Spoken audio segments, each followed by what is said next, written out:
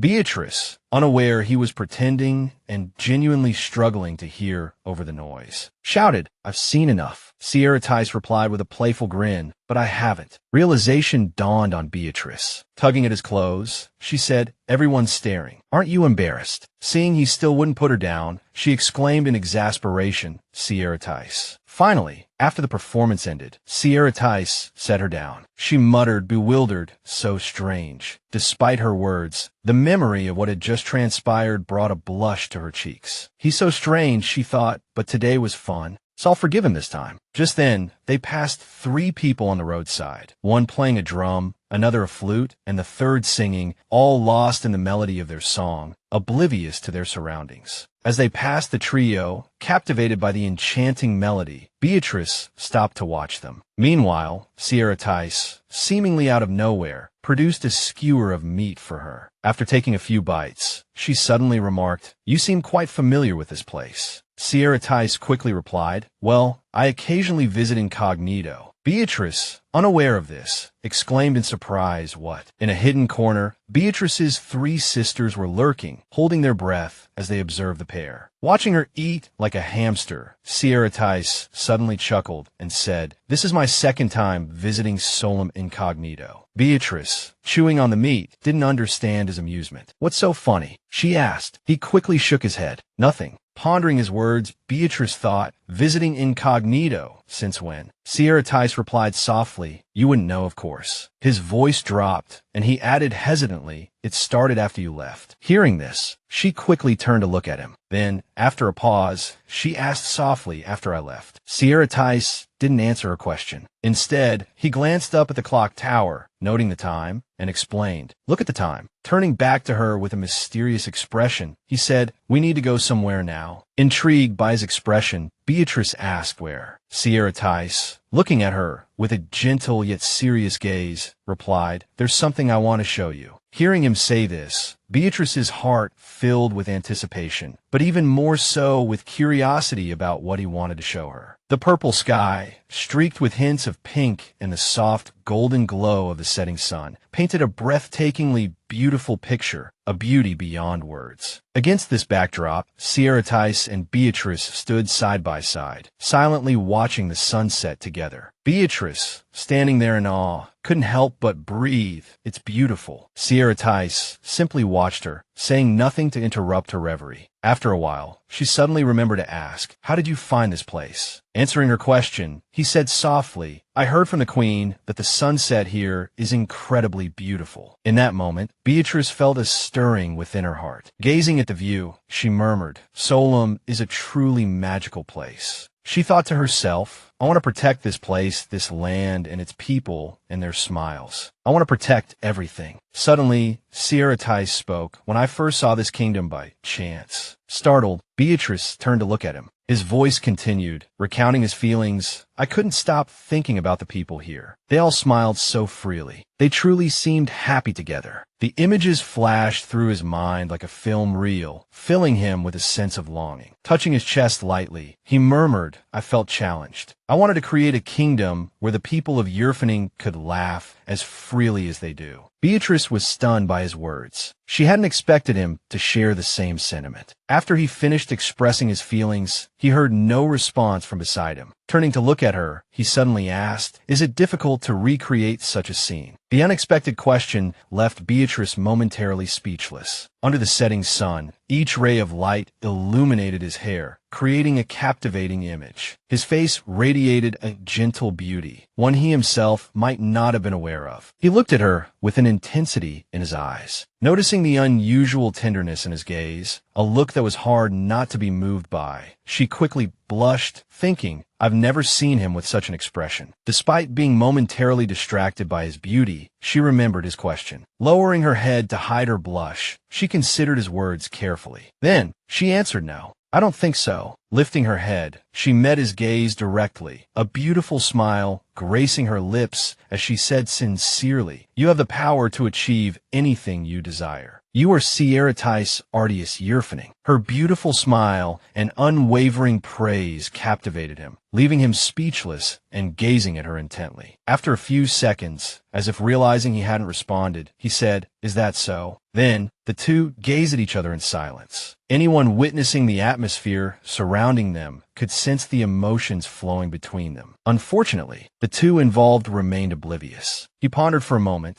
then said, "But what I truly desire, I haven't yet obtained." Beatrice, surprised, didn't understand what he meant. As if to answer her, he stepped closer and took her delicate hand in his. Gently kissing her hand, he said in a low voice, "It's you, Beatrice. When will you accept my proposal?" Caught off guard by his sudden words, Beatrice stammered, "Don't joke, Saratica." His deep voice resonated again, "I never joke, Beatrice." Hearing this, her cheeks flushed. If he was serious, she found herself curious to know more about this man. The image of him, standing before her with a bouquet, confessing his feelings, clashed with the fact that he wanted to marry his former enemy. Back in the present, looking at the face before her, countless questions swirled in her mind. How could he smile at her like that? She wondered what he was thinking. Held by that warm, large hand, she couldn't help but wonder why his hands were always so warm. Lost in thought, his voice suddenly broke through, "You're not afraid to go out anymore, are you?" Startled by the question, she asked, surprised. The image of her solitary confinement surfaced in his mind. "You always prefer to be alone in your room, but you don't refuse to be with the Solemn family." The memory of the Solemn family enjoying afternoon tea together flickered before him. The breeze ruffled their hair as he held her hand, gazing at her intently. Knowing her intelligence and sensitivity, he said, "Perhaps you can also feel their affection for you." She understood this, but a sense of unease settled within her, unable to fully accept these precious feelings. She clutched her skirt tightly. Hesitantly, she denied all his words, feigning composure as she murmured, "That's love for Princess Schwanbel, not for me." This beautiful land of Solemn, the honest and hospitable people, and all the beautiful scenery, and all the love and affection from the Solemn family, all of this belongs to the real Schwanbel. She tried to reason with him. They are kind and gentle, but once they know I'm not Schwanbel, they'll turn away. She worried about their expressions once they knew the truth. That was why she couldn't leave her room, because she didn't want to face their affection. I don't want to yearn for what doesn't belong to me, she thought. Forcing a smile, she said, I'm probably more cowardly than I thought. My way of overcoming fear is simply to avoid reality. The wind whipped Saratic's hair, obscuring his expression. He suddenly said, someday. Though he didn't fully understand her worries and confused thoughts, he simply wanted to reassure her that when she decided to reveal the truth, he would be there for her. That someday, the Solemn family would understand. It wasn't her fault. Hearing his firm tone, she asked, perplexed, why are you so sure it's not my fault? Or that they'll believe a story even I find hard to believe? He chuckled softly in response to her question. Didn't you just say it yourself? I'm an emperor who can have anything, someone who knows everything. So trust me, Beatrice. Under the setting sun, the two stood facing each other, a picturesque scene. The gentle breeze lifted her long hair, prompting him to reach out and touch it. Instead of answering immediately, she was lost in her thoughts, pondering his words. Trust me. She noticed his fingers gently brushing against a strand of her hair. Though the sensation wasn't distinct, she had felt his hand before, knew how soft it was. That soft touch and those gentle words washed away her worries, calming her turbulent emotions. Looking at his gentle face again, his eyes seemed to understand her. The warmth in his gaze was like a field of ripe, golden corn. The scene was picturesque, but gazing into his eyes made it even more beautiful. She told herself that even in death, she would never forget this moment captured in his eyes. By now, darkness had fallen, and the stars began to emerge, like glittering sequins scattered across the sky. The streets, too, lit up, creating a magical scene under the streetlights. Beatrice and Saratic walked side by side, taking in the music and the cheerful atmosphere. Watching the couples dancing to the music, an idea struck Saratic. He quickly extended his hand towards Beatrice. With a gentle smile, he invited her, would you like to dance with me? Surprised by the sudden invitation to dance in the street, Beatrice exclaimed, what here? Sensing the growing crowd around them, she said shyly and awkwardly, there are too many people. She wanted to say more, but as she looked into his tender eyes and at his outstretched hand, she paused, swallowing her words. He didn't rush or pressure her, but his hand remained steadily extended, waiting for her to take it. She found herself unable to resist. Her heart softened. She couldn't refuse him. Hesitantly, she extended her hand, her voice barely a whisper, just one song, all right. The moment her hand touched his, he grasped it firmly, pulling her close and beginning to dance. They moved together, lost in the music. As they waltzed, he pulled her closer after a turn, as if wanting to embrace her entirely. Suddenly drawn against his chest, she murmured shyly, why are you so close? Their graceful dance quickly attracted the attention of those around them. Some couldn't help but call out, you're such a lovely couple. Youth is wonderful. May you always be this way. I'm so envious. That man is a wonderful dancer. You're so cute. I wish my loved one would do this too. The constant stream of compliments embarrassed Beatrice, causing her to stiffen. She shot Saratic a reproving look. See, everyone's watching. Suddenly, an excited voice rang out from somewhere in the crowd. Look, Peach is dancing. I wonder if our future brother-in-law. The voice was cut short by another. Are you crazy? Hearing the familiar voices, Beatrice turned her head sharply towards the source. Spotting her three sisters, she clenched her fists and exclaimed, what are you doing here? Tarlana awkwardly grabbed Tiabel's arm. In contrast to Tarlana's embarrassment, Tiabel seemed rather pleased to have been caught. Aileen, with an awkward laugh, feigned ignorance. Shona, it's you. Knowing her sisters were lying, she approached them, pressing, how?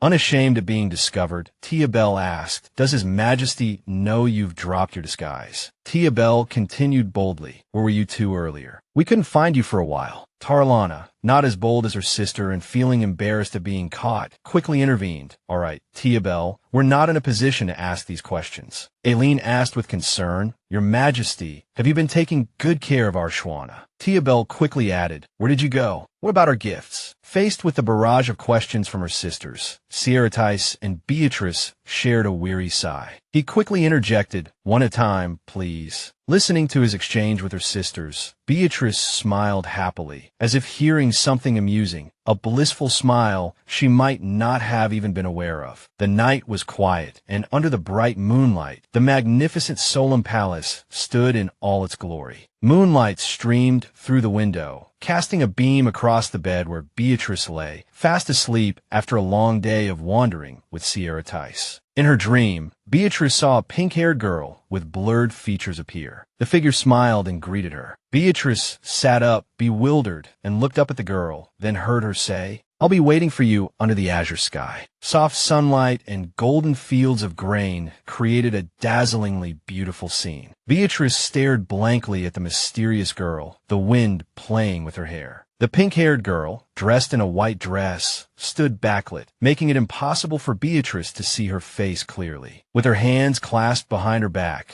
the mysterious girl said softly to Beatrice, "I'll be waiting for you." Though she couldn't see the girl's face, Beatrice could still make out a faint smile. Questions filled her mind. Who is that girl? I've never seen her before, but she seems so familiar. She brings a sense of warmth and comfort. The mysterious girl stood with her back to the sun, the light shining down from above so brightly that it was difficult to see. Beatrice, too, couldn't open her eyes directly against the light. Shielding her eyes with her hand, she peeked through one eye. The sun is too bright. That's why I can't see her face, she thought. A moment later, the girl asked, her voice tinged with inquiry, "Beatrice, are you happy?" While Beatrice still shielded her eyes, the sudden question caught her off guard. Surprised and a little stunned, she considered the question, hesitantly answering, "Happy." Images flickered through her mind. Strolling through the streets with Saratica, their light-hearted conversations, and the most recent memory of him holding her hand under the setting sun, inviting her to waltz. She remembered every moment, but she wasn't sure if this was what happiness felt like. Though Beatrice sat silently, lost in thought, the mysterious girl seemed to read her mind. With a knowing smile, she said, "I see." Then, she suddenly moved closer to Beatrice, startling her out of her reverie. While Beatrice was still reeling from the girl's sudden approach, the pink-haired girl reached out, gently caressed her cheek, and then placed a soft kiss on her forehead. Leaving the words, "May you be happy, Beatrice," she vanished in a thin air, as if she had never been there. Even after the girl disappeared, Beatrice continued to stare blankly at the space where she had been,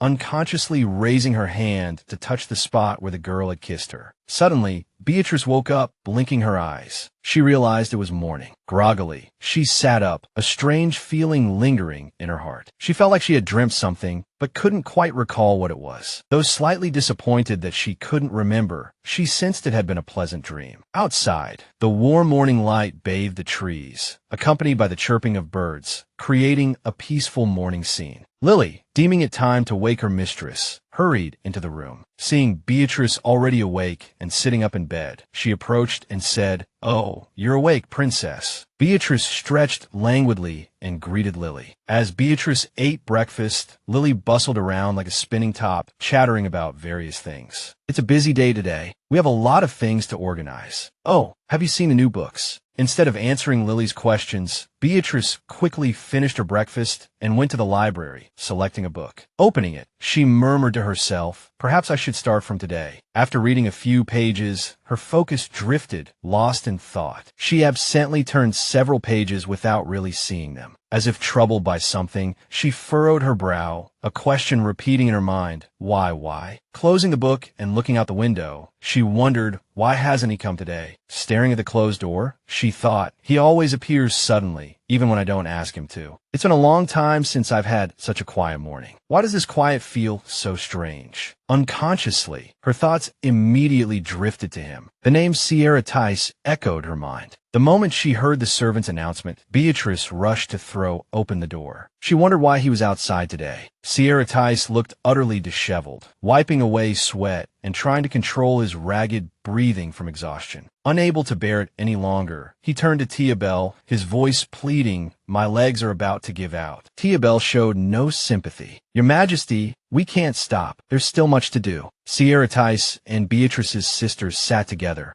all focused intently on some task. Unlike her sisters, he seemed clumsy, the petals he was working with constantly breaking and falling to the floor. Seeing this, Tia Bell exclaimed, "Your Majesty, you can't pull so hard. Be gentler." She then held up a garland, demonstrating the proper technique. Aileen, sitting nearby, added softly, "Be careful with those petals." Watching them, Beatrice simply observed silently, without speaking. Listening to their muffled whispers, she wondered, what are they doing over there? Suddenly, Tia Bell's exasperated voice boomed, startling her. "Not like that. I already told you." Watching Sierra Tice continually ruin the garland, Tia Bell exclaimed in exasperation, "We're weaving flower garlands, not making flower mush. You're crushing all the flowers, understand?" Sierra Tice was trying his best, but he clearly wasn't skilled in such delicate handiwork. Resigned, Tia Bell started making a new one, demonstrating, "Don't touch the petals. Hold the stems like this." Looking at the beautiful garland in Tia Bell's hands, then back at his own mangled attempt, Sierra Tice sighed mournfully. This is too difficult. Beatrice had been observing their activities, but still couldn't understand. She didn't know what they were doing together that would cause Tia Bell to act this way. So, she approached Maxmillion to inquire. Just as she was intently watching Maxmillion, he was startled by Beatrice's sudden presence and exclaimed. Princess Beatrice looked at him, puzzled, and asked, "What are they doing? Why is His Majesty being scolded by your sisters?" Maxmillion,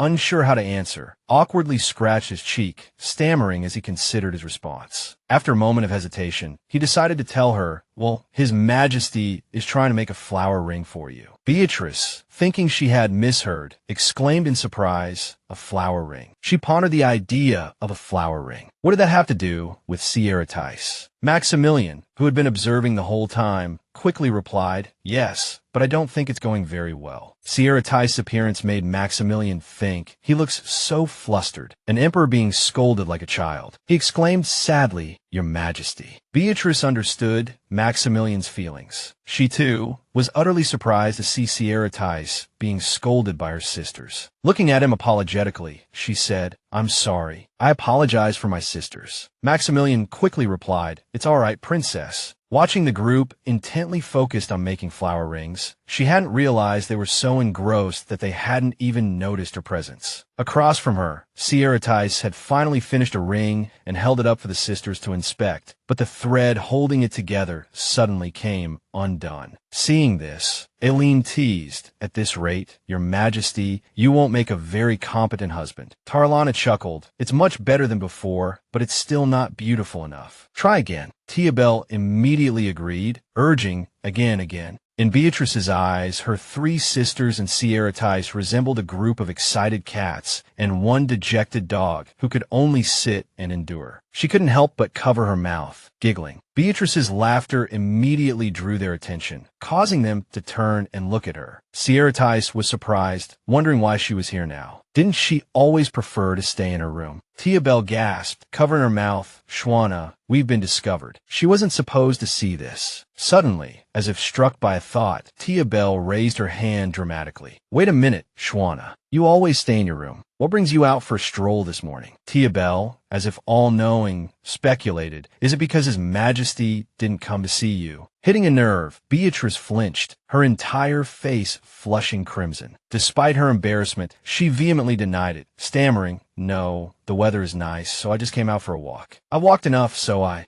Sierra Tice, who had been watching her intently, observed her reaction silently. Overwhelmed with embarrassment and fearing that her true feelings would be exposed if she stayed any longer, Beatrice thought, "I have to escape now." Quickly muttering, "You all carry on," she turned and fled, her face burning red. Seeing her attempt to escape, Sierra Tice called out. Tarlana, watching Sierra Tice being abandoned by Beatrice, chuckled to herself, guessing that Beatrice had come to see him. Back in her room, slamming the door shut, Beatrice finally calmed down, her thoughts lingering on the flower ring. She suddenly laughed. She hadn't expected this endearing side of him. Just then, a knock at the door interrupted her thoughts. Startled, she wondered who it could be. Probably Lily, she thought, turning to open the door. She was surprised to see Sierra Tice standing there. He extended his hand, revealing a beautiful flower ring. He rarely showed shyness, but this time, a blush colored his cheeks. He looked at her hesitantly. I wanted to surprise you, though you might have already guessed. He suddenly took her delicate hand in his. I need your hand for this. Carefully, he slid the ring onto her left ring finger, his movements almost reverent. She watched silently until the ring rested on her finger. Unconsciously, she breathed, "It's beautiful." Seeing her expression, Saratica said happily, "I realized I didn't have a ring when I proposed. I didn't want you to feel burdened if it were a real ring." He paused, gazing intently at her face. "So, for now, let's use this one, Beatrice." Surprised by his words, she exclaimed, "Saratica." His firm voice resonated in the room. "I won't give up." He paused, then continued, "But I won't rush you either." Looking at Beatrice earnestly, he said, "I'm willing to wait until you agree." His words struck a chord within her, sending ripples through her heart, leaving her momentarily speechless. Beatrice turned her head shyly, hiding her warming cheeks. How can he say such things so directly? She thought. Saratica, crossing his arms, reminisced with a smile. Making the flower ring was quite fun, even though I was scolded quite a bit. Slightly embarrassed, Beatrice hesitantly replied, "Well, it seemed that way." Saratica rested his hand on his chin, as if recalling the fiery and ferocious way Tiabel had instructed him in the art of flower ring making. He confessed honestly, they were quite terrifying, especially Tiabel. Beatrice, startled by his use of Tiabel's name, felt a pang of confusion, sensing something was amiss. Saratica, oblivious to her reaction, mused, "The head chef and your sisters, the people of Solemn, seem quite frightening when they're teaching." Beatrice, finally realizing the implication, quickly raised her hand. "No, wait a minute." Wanting to confirm what she had heard, she asked suspiciously, "What did you just say?" Thinking of her sister, she said, "Tiabel." Saratica. Yes, she told me to call her that. The confirmation that it was indeed her sister Tiabel felt like a blow to the head, leaving Beatrice speechless and stunned. Even the Emperor's mother addresses him formally, she thought, bewildered. As royalty, they were always expected to use honorifics, but he was different. She worried, wanted to ask what Tiabel was like. Sensing her concern, Saratica said softly, "It's all right, Beatrice." He turned his head, gazing into the distance, as if remembering something. Recalling the past, he said casually, "Back in Yurfaning, I never called anyone by their first name. It's a rare occasion, so I felt I needed to do something. I wanted to enjoy it more." Watching him as he spoke, Beatrice remained silent, afraid to interrupt his train of thought. Looking at him with gentle eyes, she thought, "Saratica, I've become increasingly happier because of your visits. The unexpected things you do for me make me smile unconsciously. In truth, every time you come to see me, I feel very happy." As if solidifying her feelings, Beatrice gently touched the flower ring on her finger. With newfound resolve, she decided, because of this, I can't run away anymore. Looking at him, she softly called his name, Saratica. Despite the blush warming her cheeks, she met his gaze directly. "I'd like to take a walk with you, Saratica." Though surprised by her sudden invitation, he didn't show it, simply gazing at her tenderly and replying, "All right, Beatrice." As they strolled through the beautiful gardens, chatting pleasantly, Beatrice suddenly slowed her pace and stopped. Saratica, surprised, wondered why she had stopped, then heard her voice calling his name, Saratica. Though he couldn't see her face fully, the rosy hue of her cheeks betrayed her shyness. Hesitantly, she began, "I used to think I knew you well, but at the same time, I didn't know you at all." Her voice, though wavering slightly, held a note of determination. "I think you already know my confusion." After a moment of thought, Saratica nodded. "Yes, I can sense it." At his response, Beatrice blushed even deeper, but continued, "I wanted to ask you, before coming here, did you ever consider marrying a Solemn girl?" Caught off guard by the question, he faltered for a moment, then regained his composure. After a moment of serious contemplation, he looked at her honestly. "Not at all. The bloodthirsty Emperor of Yurfaning, they weren't wrong. You initially intended to invade Solemn." Though she knew the answer, she was curious to hear his explanation. "So what changed your mind?" Saratica, sensing she already knew, looked at her with an indulgent smile playing on his lips. "You already know the answer, don't you?" When she didn't reply, he continued after a short pause, "It was you." Beatrice, whose blush had just begun to recede, flushed crimson again. As if wanting to make it even clearer, Saratica suddenly continued, "If I said I changed the terms of the agreement to have you, Would that be too frivolous? Amused by her adorable expression, he teased, a chuckle in his voice. Beatrice, your face is always red. Mortified, she covered her face with her hands, murmuring, I know. After a few moments, she lowered her hands, looking at him shyly. I really don't know how to deal with all these changes. Recalling the time she had been gone,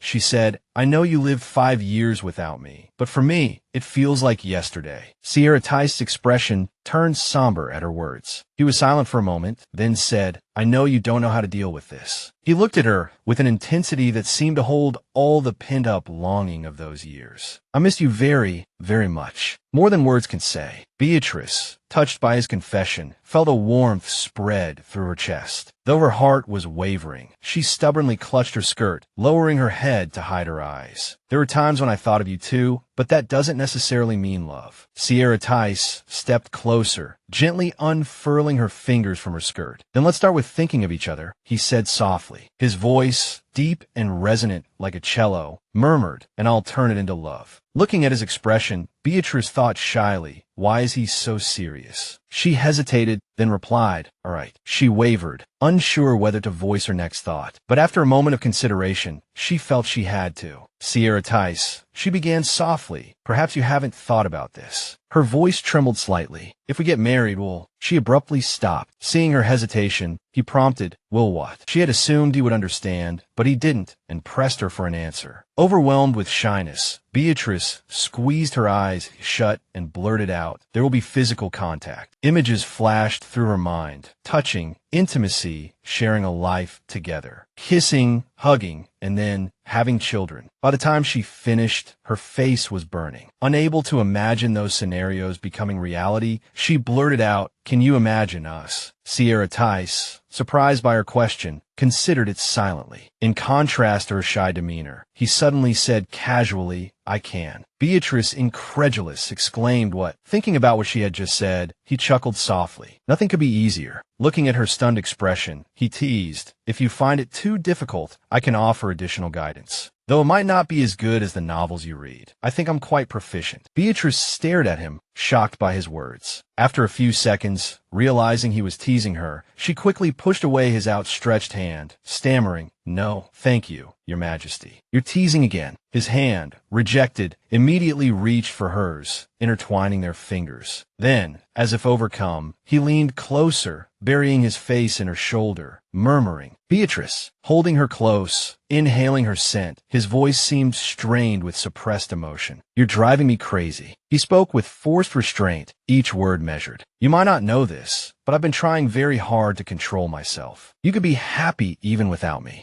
But I'm selfish. I just want you to stay by my side. I'm terrified of you disappearing again. Feeling his trembling body and hearing the vulnerability in his voice, she gently raised her hand to embrace him. Stroking his back, she paused, as if carefully considering her response. But I'm not the Beatrice you knew. You know that, right? Everything has changed. Saratic held her tighter, his voice muffled against her. Of course I know. Thinking of their current circumstances, she clutched his clothes, her voice laced with worry. Many people will oppose us. I'm only from a small kingdom. He loosened his embrace slightly, turning to look at her. I don't care. I know I can't even begin to understand the loneliness you endured for those 5 years. But that doesn't mean I don't cherish the sincerity you show now. Saratic, still holding her, was surprised to hear her say, all right. He looked down at her, startled. The Saratic I know wouldn't give up. If that's the case. After a moment of serious thought, she met his gaze, her voice filled with resolve. Then let's try getting married. Saratic stared at her, astonished. Beatrice, facing him squarely, affirmed, let's give it a try. After a moment of silence, she looked up at him. Marriage. Then, after a moment of reflection, she continued, I've seen your sincerity. Now I want to focus on my feelings for you.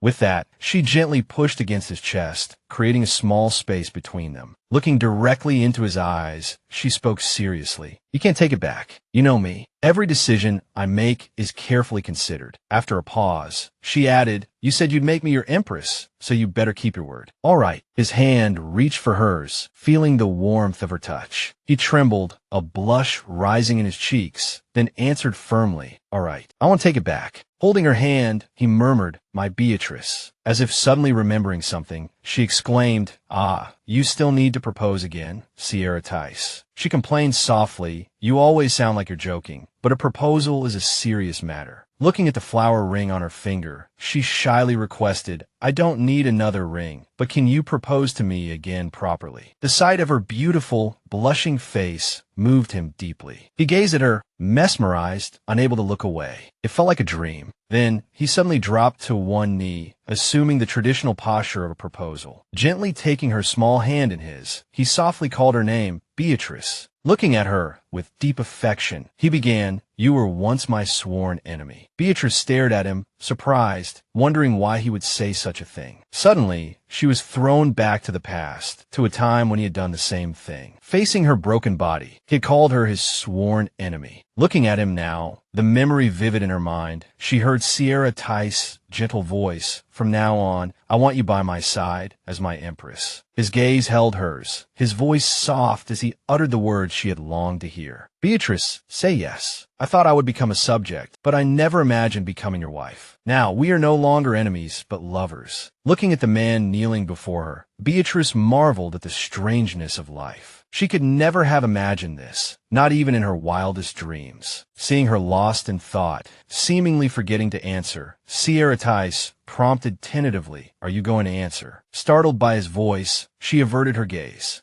I don't know." Her sudden hesitation confused him, filling him with uncertainty. He searched her face, seeking an answer. Sierra Tice was unaware of the mischievous thoughts swirling in her mind. She didn't want to answer immediately. He had to pay for putting her through such emotional turmoil. Watching her, he wondered if he had misunderstood or if she had changed her mind. His expression, now like that of a hopeful puppy, his eyes shimmering, he asked hesitantly why. "Is this proposal not up to your standards?" Looking at his pitiful puppy dog eyes, she thought, "He always used this tactic on me before." Feigning indifference, she asked playfully, "So, if I'm like this, you won't marry me?" Sierra Tice waved his hands frantically. "Of course not. You're adorable like this." His flustered, shy reaction made her suppress a giggle. Perhaps I shouldn't tease him too much, she thought. She thought, a little wistfully, that she might not see this expression on his face again, but she couldn't help the soft laughter that escaped her lips. Sierra Tice, seeing her turn away but hearing her quiet amusement, simply stared as if pondering her behavior. Realizing he was being teased, he said with mock annoyance, "You're just like your sisters, always teasing me." Startled by the comparison, she quickly retorted, "What? How can I be like those blockheads?" Suddenly, Sierra Tice stood up, taking her small hand in his and pulling her closer with a gentle tug. Beatrice, surprised by the sudden movement, gasped. Holding her as if they were about to dance, he looked at her beseechingly. "Stop teasing me, Beatrice." She giggled, unable to resist. "It's fun seeing you like this." When she still didn't answer, he leaned closer, their foreheads almost touching, his voice husky as he urged, "Say yes." The proximity of his handsome face sent a wave of heat through her, and she feigned a laugh to hide her blush. The past was repeating itself, starting anew from where they had left off. Beatrice took his hand in hers, looking up at him. "Ido, Saratica." A muffled sob echoed from somewhere nearby.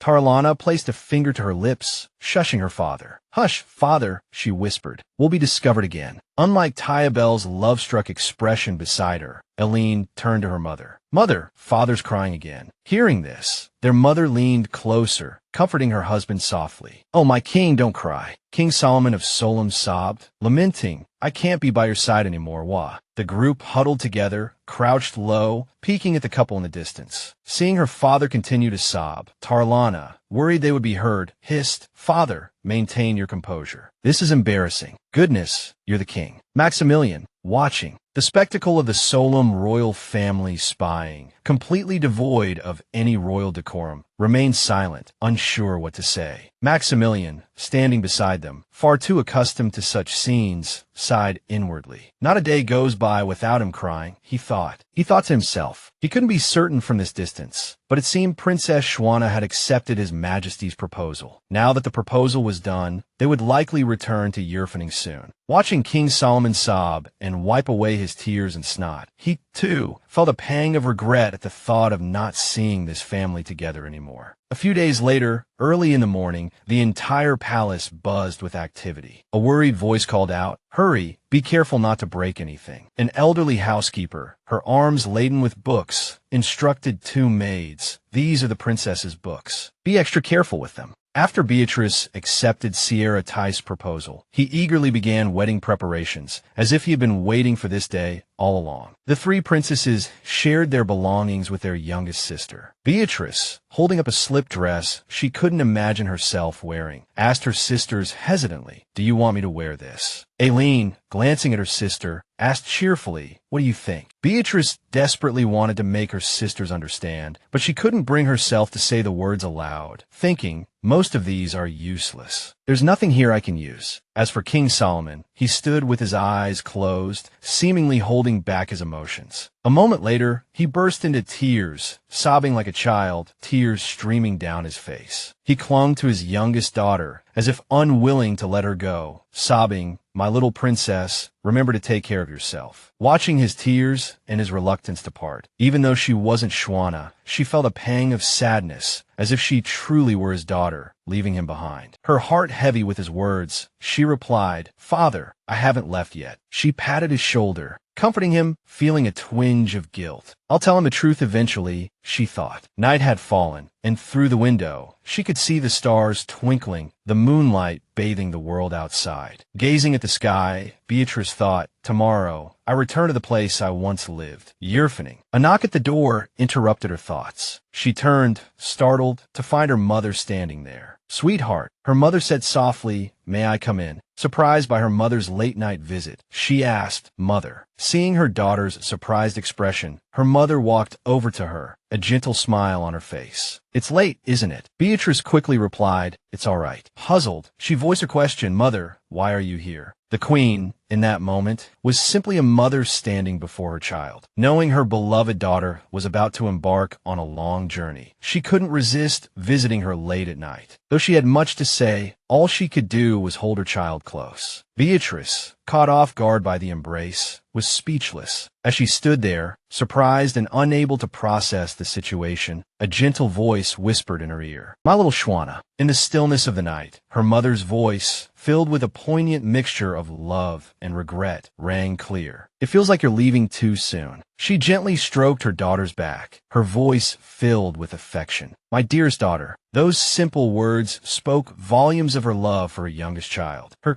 gentle voice continued, "Remember, don't be afraid. Don't keep everything bottled up inside. Remember, you have all of us here for you." She wanted her daughter to understand. "Never forget that you have a place to come back to. We're all here whenever you want to return." Thinking of the possibility that Beatrice might not be able to return, but that they might need to go to her instead, she continued, "And if you want us to come there," she trailed off, testing the waters, "could we come to you?" Beatrice, deeply moved by her mother's words, trembled as if holding back tears. Her voice wavering, she began, "Mother, Guilt gnawed at her. She didn't deserve this love. Not really. She longed to confess, to tell them the truth in this moment of shared intimacy. But the words caught in her throat, leaving her stammering and hesitant. The queen, unaware of her daughter's inner turmoil, attributed her distress to the anxieties of leaving home for the first time, reassuring her that there was nothing to worry about. Her face radiating love, she reached out a gentle hand. "Because I love you so much," she murmured, softly wiping away a tear from Beatrice's cheek. "So, Shona, don't cry." Beatrice realized then that at some point, without even noticing, she had begun to weep. Even though the words weren't meant for her, she felt as if the queen knew that she wasn't Shona, as if the queen was trying to tell her that even if the truth were revealed, it wouldn't matter. The queen's touch seemed to unlock a floodgate, and her tears flowed freely. Instead of being annoyed, the queen simply continued to wipe them away with even greater tenderness. "This is the first time I've cried in front of someone else," Beatrice thought. The next morning, the day of Beatrice's departure, dawned bright and beautiful. The gentle sunlight bathed every leaf, as if promising a day filled with good fortune. The king, however, seemed oblivious to the pleasant weather, wailing loudly despite the queen's attempts to console him. He rushed towards Saratica, crying and complaining, "You bandit, don't take my daughter away." Saratica, facing the king's outburst without a word of reproach, simply stood there, allowing him to vent. Beatrice sighed inwardly. Just the day before, he had been enthusiastically proclaiming how fortunate they were to have such a handsome son-in-law. Suddenly, Tia Bell presented a beautifully crafted, glittering mirror. Worried about their youngest sister, the three sisters had chosen this mirror together, for it functioned much like a telephone. If anything happened, Beatrice could use it to contact them. Shona, Tia Bell called, her voice thick with tears. The three sisters, their eyes swollen from crying, squinted at Beatrice. "This is a magic mirror," Tia Bell sobbed, instructing her sister. "Remember to call us every day." The three of them burst into tears again. Beatrice, taken aback by the scene, realized they were crying too. Tia Bell, sensing Beatrice's surprise, quickly patted her chest, sobbing. "Even trees need love and nurturing. We're the same." Tarlana chimed in, her voice fierce despite her tears. "Don't forget to call. If he bullies you, tell us immediately, and we'll come right away." Beatrice accepted the mirror, bewildered. It wasn't as if she was leaving and never returning. She knew they loved her, but why were they so distraught? She sighed, trying to comfort them. All right, everyone, stop crying. It's not like I'm being sold off." Despite her words, seeing their tears and the expressions of utter heartbreak on their faces, she couldn't continue. "Honestly, you guys," she trailed off, unable to deny the warmth that spread through her chest. She hugged her sisters, whispering, "Silly." Sierra Tice, observing her interactions with her family, simply smiled, offering no pressure, giving her the time she needed to say goodbye. After a while, sensing the moment had come, Beatrice, though reluctant, had to interrupt. She bid her family farewell, promising, "Goodbye, my family." Now seated in the carriage, Beatrice picked up the mirror her sisters had given her, gazing at the reflection. Her three sisters were still crying, tears streaming down their faces like rivulets. "You must be happy, Shona," Tarlana suddenly cried. Taking a shuddering breath, she continued, "You deserve to be happy, always. We promise to be there, dressed to the nines, for your wedding." The queen's voice suddenly echoed from a mirror. "You're taking away our precious treasure. You owe us." Beatrice, holding the mirror beside Sierra Tice, cringed at her mother's words. Tia Bell, seeing her mother's declaration, stepped forward, tears in her eyes, echoing, "We understand." Sierra Tice suddenly. Tia Bell closed her eyes and shouted, "Hurry up and send the most handsome young man to Solemn country. We've done so much to help protect your lover. If you don't repay this favor, we'll curse you on your wedding night, you little." It was unexpected that Tia Bell could say such things in front of Saratica. Before Tia Bell could finish, she quickly cut off the connection. Unlike Beatrice's gloomy and stiff expression, Saratica beside her seemed interested in hearing what Tia Bell was about to say next. Beatrice felt the atmosphere in the carriage was quite awkward, so she quickly forced a few laughs, tried to divert Saratica's attention. Who knows what else they might say? She silently cursed in her heart. "May the demons drag you away, Tia Bell." They chose to travel by carriage because they had used up all their resources to instantly transport their luggage. Even now, Beatrice still couldn't believe she was returning to her former home. At this moment,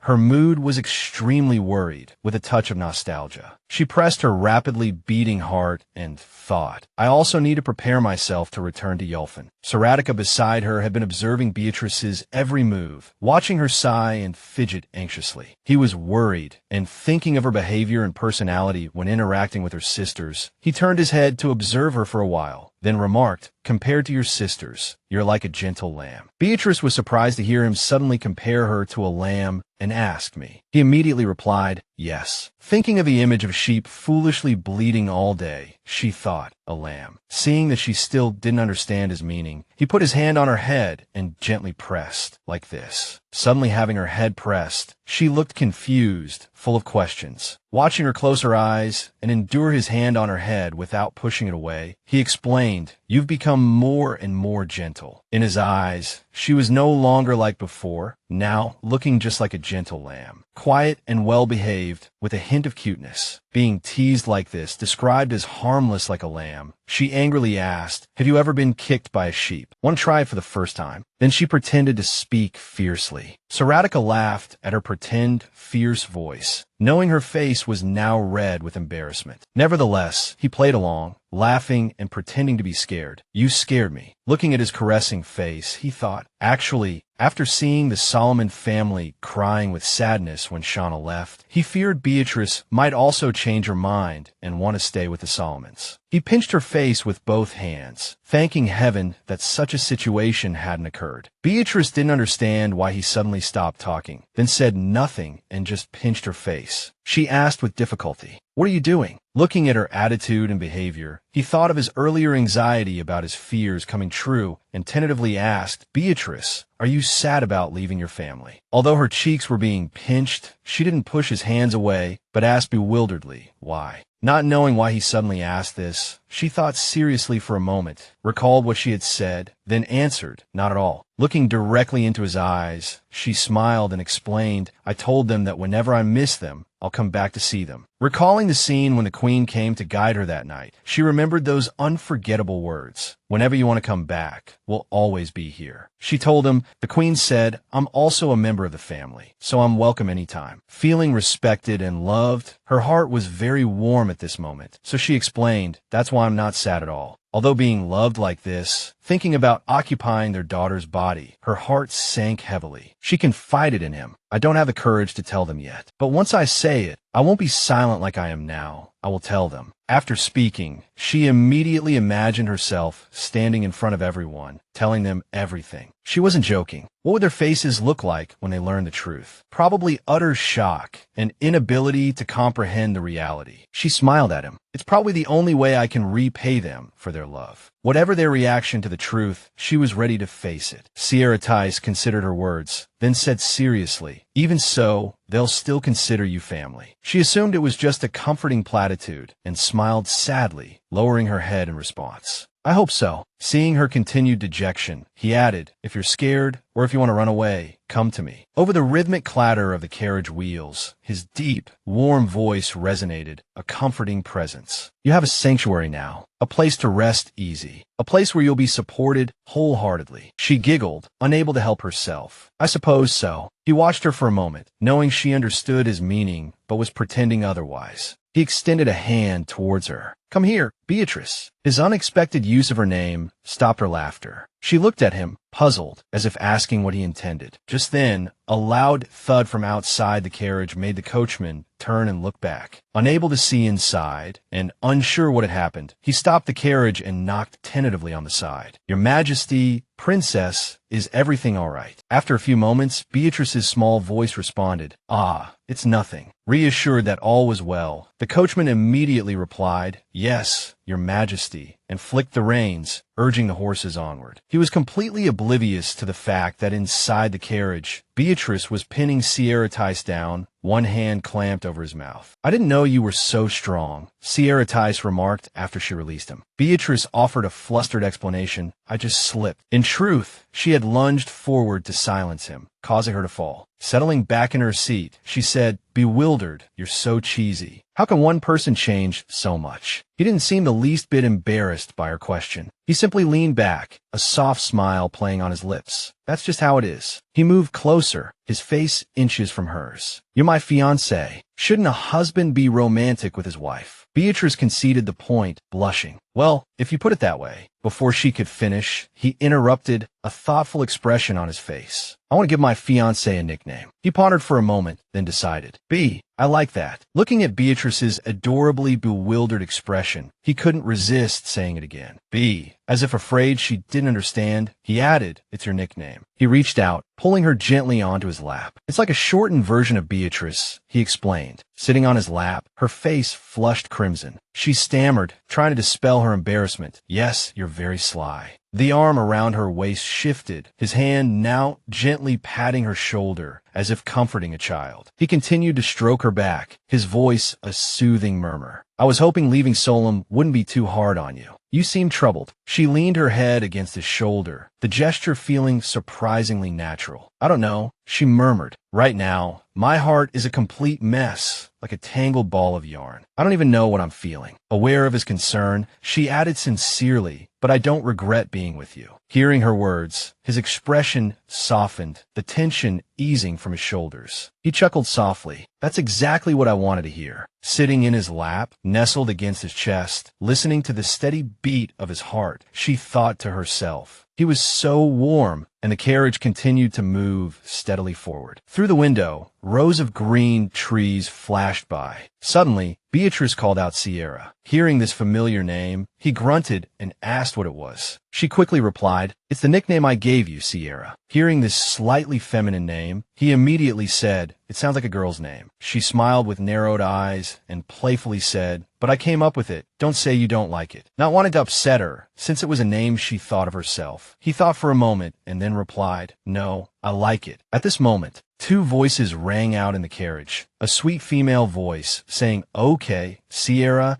and a male voice immediately responding him. He held her and softly asked, "May I kiss you?" As soon as he finished speaking, she firmly pressed against his body, making his arms freeze. Seeing this, he joked with a smile, "You're stronger than I imagined." Beatrice wasn't shy at all this time, instead teasing him. "I thought you said I was a gentle lamb." Suddenly, a loud shout from outside made her turn her head. Looking out from the carriage window, she could see a crowd of people cheering continuously, each face beaming with happy smiles, applauding and blessing. She could faintly hear people in the crowd shouting, "Our future bride. Congratulations, princess. We wish you happiness. We bless you." Amidst the cheers, whistles, and applause, every voice was clearly audible. This made her extremely confused at the moment, her whole body seeming to freeze as she stared outside, motionless. Saratica understood her confused state of mind. He just silently watched her, thinking to himself, "Beatrice, thinking of this nickname, don't worry, I will make you happy." He recalled being lost in thought while still in Solemn. As he gazed blankly into the distance, a voice interrupted his thoughts, catching his attention. The person who approached was a kind-faced woman with a constant smile. She gently walked up and asked, "Your Majesty, you seem troubled." He recognized her as the Queen of Solemn, Beatrice's mother. No, Skona's mother. Seeing his troubled expression, she gently suggested, "I heard you're learning to cook to win Skona's heart. May I give you some advice?" Sierra politely looked at her and asked, "Please teach me, Your Majesty." She remembered her daughter's favorite food and told him it was shaved ice, more specifically, peach-flavored shaved ice. "My child's favorite flavor. I think she would love that dish." When he heard about her favorite food, he quickly nodded and made a mental note to make it for her someday. Even so, he was surprised about the peach shaved ice, as he didn't know she liked this dish. The queen suddenly seemed to remember something and said with confusion, "Strange, Shona usually doesn't like fruit shaved ice." She thought for a moment and said, "She doesn't like the texture of foods with high water content." Sierra was very confused by this. Hadn't she just said she liked peach shaved ice? As if understanding his thoughts, she turned and told him, "But now Schwein has become obsessed with that kind of drink." It was only at this moment that he suddenly understood her meaning. Back in the present, he looked at her with loving eyes, gazing at that face full of happiness, too beautiful to spoil, and said to himself, "I will definitely make you truly happy." The fresh morning air unfolded before my eyes. I felt the gentle breeze, flower branches swaying in the wind. Beatrice opened her eyes wide, feeling lighthearted. She heard a fairy calling, "I'm waiting for you." Her face was unfamiliar. Beatrice had never seen her before. She flew to Beatrice's side, and she curiously asked, "Who is she? I've never seen her before, but she looks so familiar." Light shone on her face, and Beatrice covered her eyes. The sunlight was too bright. She couldn't see her face clearly. She sincerely asked, "Beatrice, are you happy?" Beatrice was startled by this question. She asked herself. Beatrice hesitated, searching for the right words. She recounted her past, the negotiations with a noble family, meeting Sierra Tice, marrying the man she loved, their happiness together. But Beatrice's face held no trace of that joy. Beatrice sat quietly, a deep sadness clinging to her as she spoke of these things. The elf listened with growing empathy. "I understand." She approached Beatrice, kissing her forehead. "Be happy, Beatrice. she whispered before turning to leave. Beatrice watched her go, then sat in silence, lost in thought. So it was all a dream. Beatrice opened her eyes, waking with a start. In this lifetime, Shona sat up abruptly, murmuring to herself, I thought I was dreaming. But what did I dream about? The memory eluded her, but the feeling, a lingering sense of warmth, remained. A new day began in the palace, peaceful and serene. Lily approached cheerfully. Oh, Princess, you're awake. Shona stretched languidly. Good morning, Lily.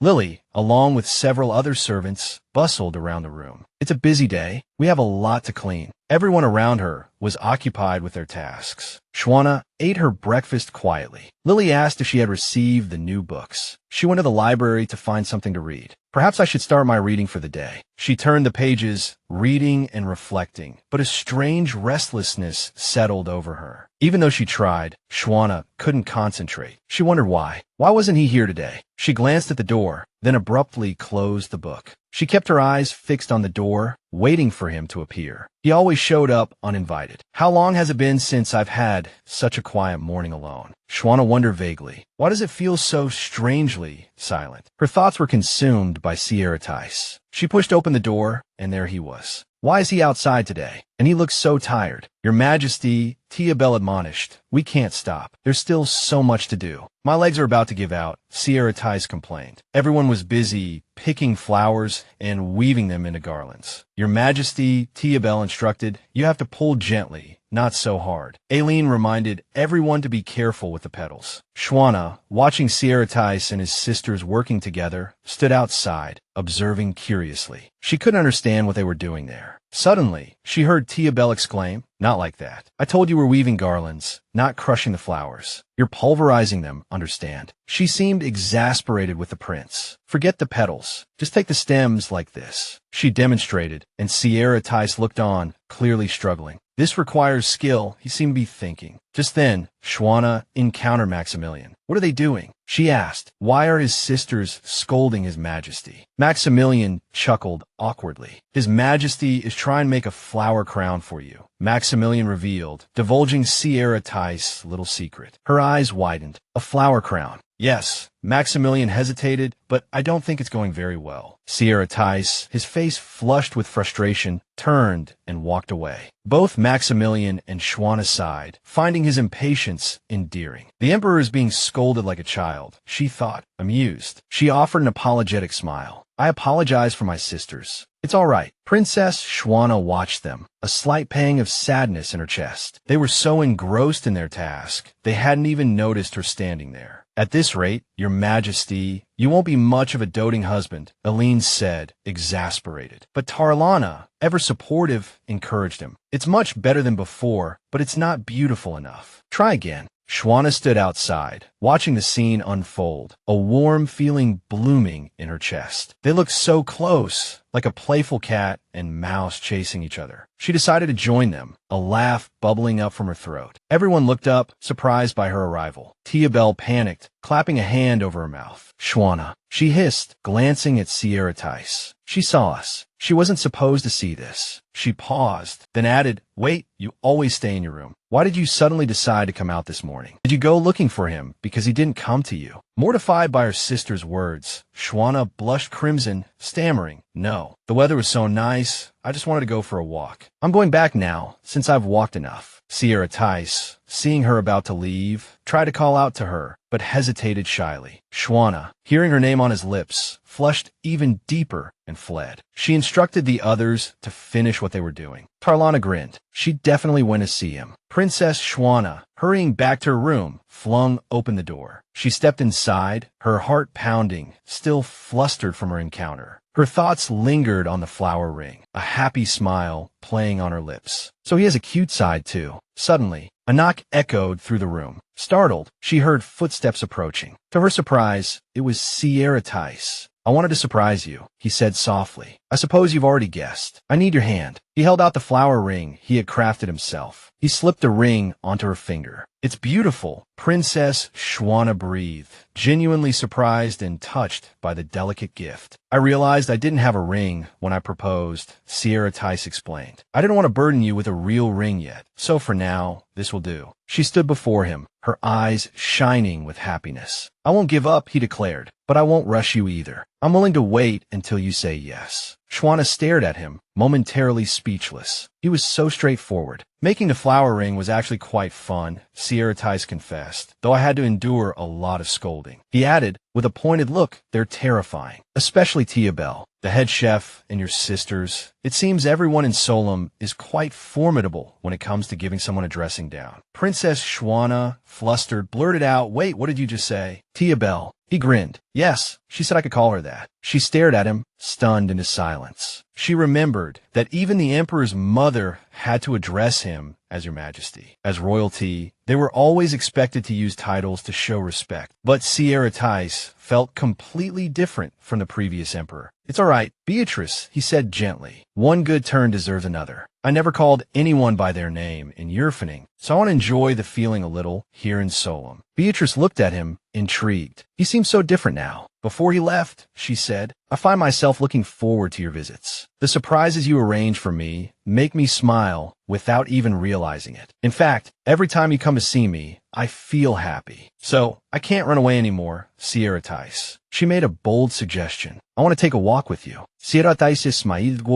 Of course, Beatrice, he agreed without hesitation. They strolled through the gardens, talking as they walked. Beatrice suddenly stopped, hesitating. I used to think I knew you well, but at the same time, I didn't know you at all. She took a deep breath, gathering her courage. I imagine you understand my confusion, she said to Saratica. Yes, he admitted, I can sense it. I wanted to ask you, before you came here, did you ever imagine marrying a girl from Solemn? Saratica looked surprised by the question. He paused for a moment, then answered honestly, not at all. The bloodthirsty emperor of Yurfaning. They weren't wrong. Initially, I planned to invade Solemn. So what changed your mind? Beatrice asked, her curiosity piqued. You already know the reason. You, Saratica, gazed at her tenderly, but Beatrice, in that moment, felt a wave of confusion wash over her, unsure how to respond. Would it be too frivolous of me to say, I changed the terms of the agreement to get you? He asked, a playful glint in his eyes. Beatrice, your face is all red now, he teased. Beatrice covered her face, flustered. I know. I really don't know how to deal with all these changes. I know you've lived without me for 5 years, she confessed. But for me, it feels like yesterday. I know you don't know what to do, but Saratica hesitated, his voice soft and sincere. I missed you so much. Words can't express it. Shona gazed at him, her head spinning slightly from his sweet words. There were times I missed you too, but that doesn't necessarily mean love. She fidgeted with her skirt, her hands clasped tightly together. So let's start from here, she murmured, blushing. Let's start with missing each other, and then turn it into love. She looked up, noticing a shift in Saratica's demeanor. Why is he being so serious? She wondered, suddenly hesitant. But Saratica, she began, feeling awkward. You might not have thought about this. Princess Shona took his hand, her voice trembling slightly. If we get married, we'll what? He prompted. Have to touch. She forced the words out, mustering all her courage. Saratica looked surprised by her sudden boldness. Shona, envisioning a blissful, romantic future, continued shyly. We'll have to kiss and hug and have children. Can you imagine us? Saratica, utterly taken aback, was momentarily speechless. Then, as if making a swift decision, he declared loudly, I can do it. Shona jumped, startled by his outburst. What? Saratica looked supremely confident. Nothing could be easier.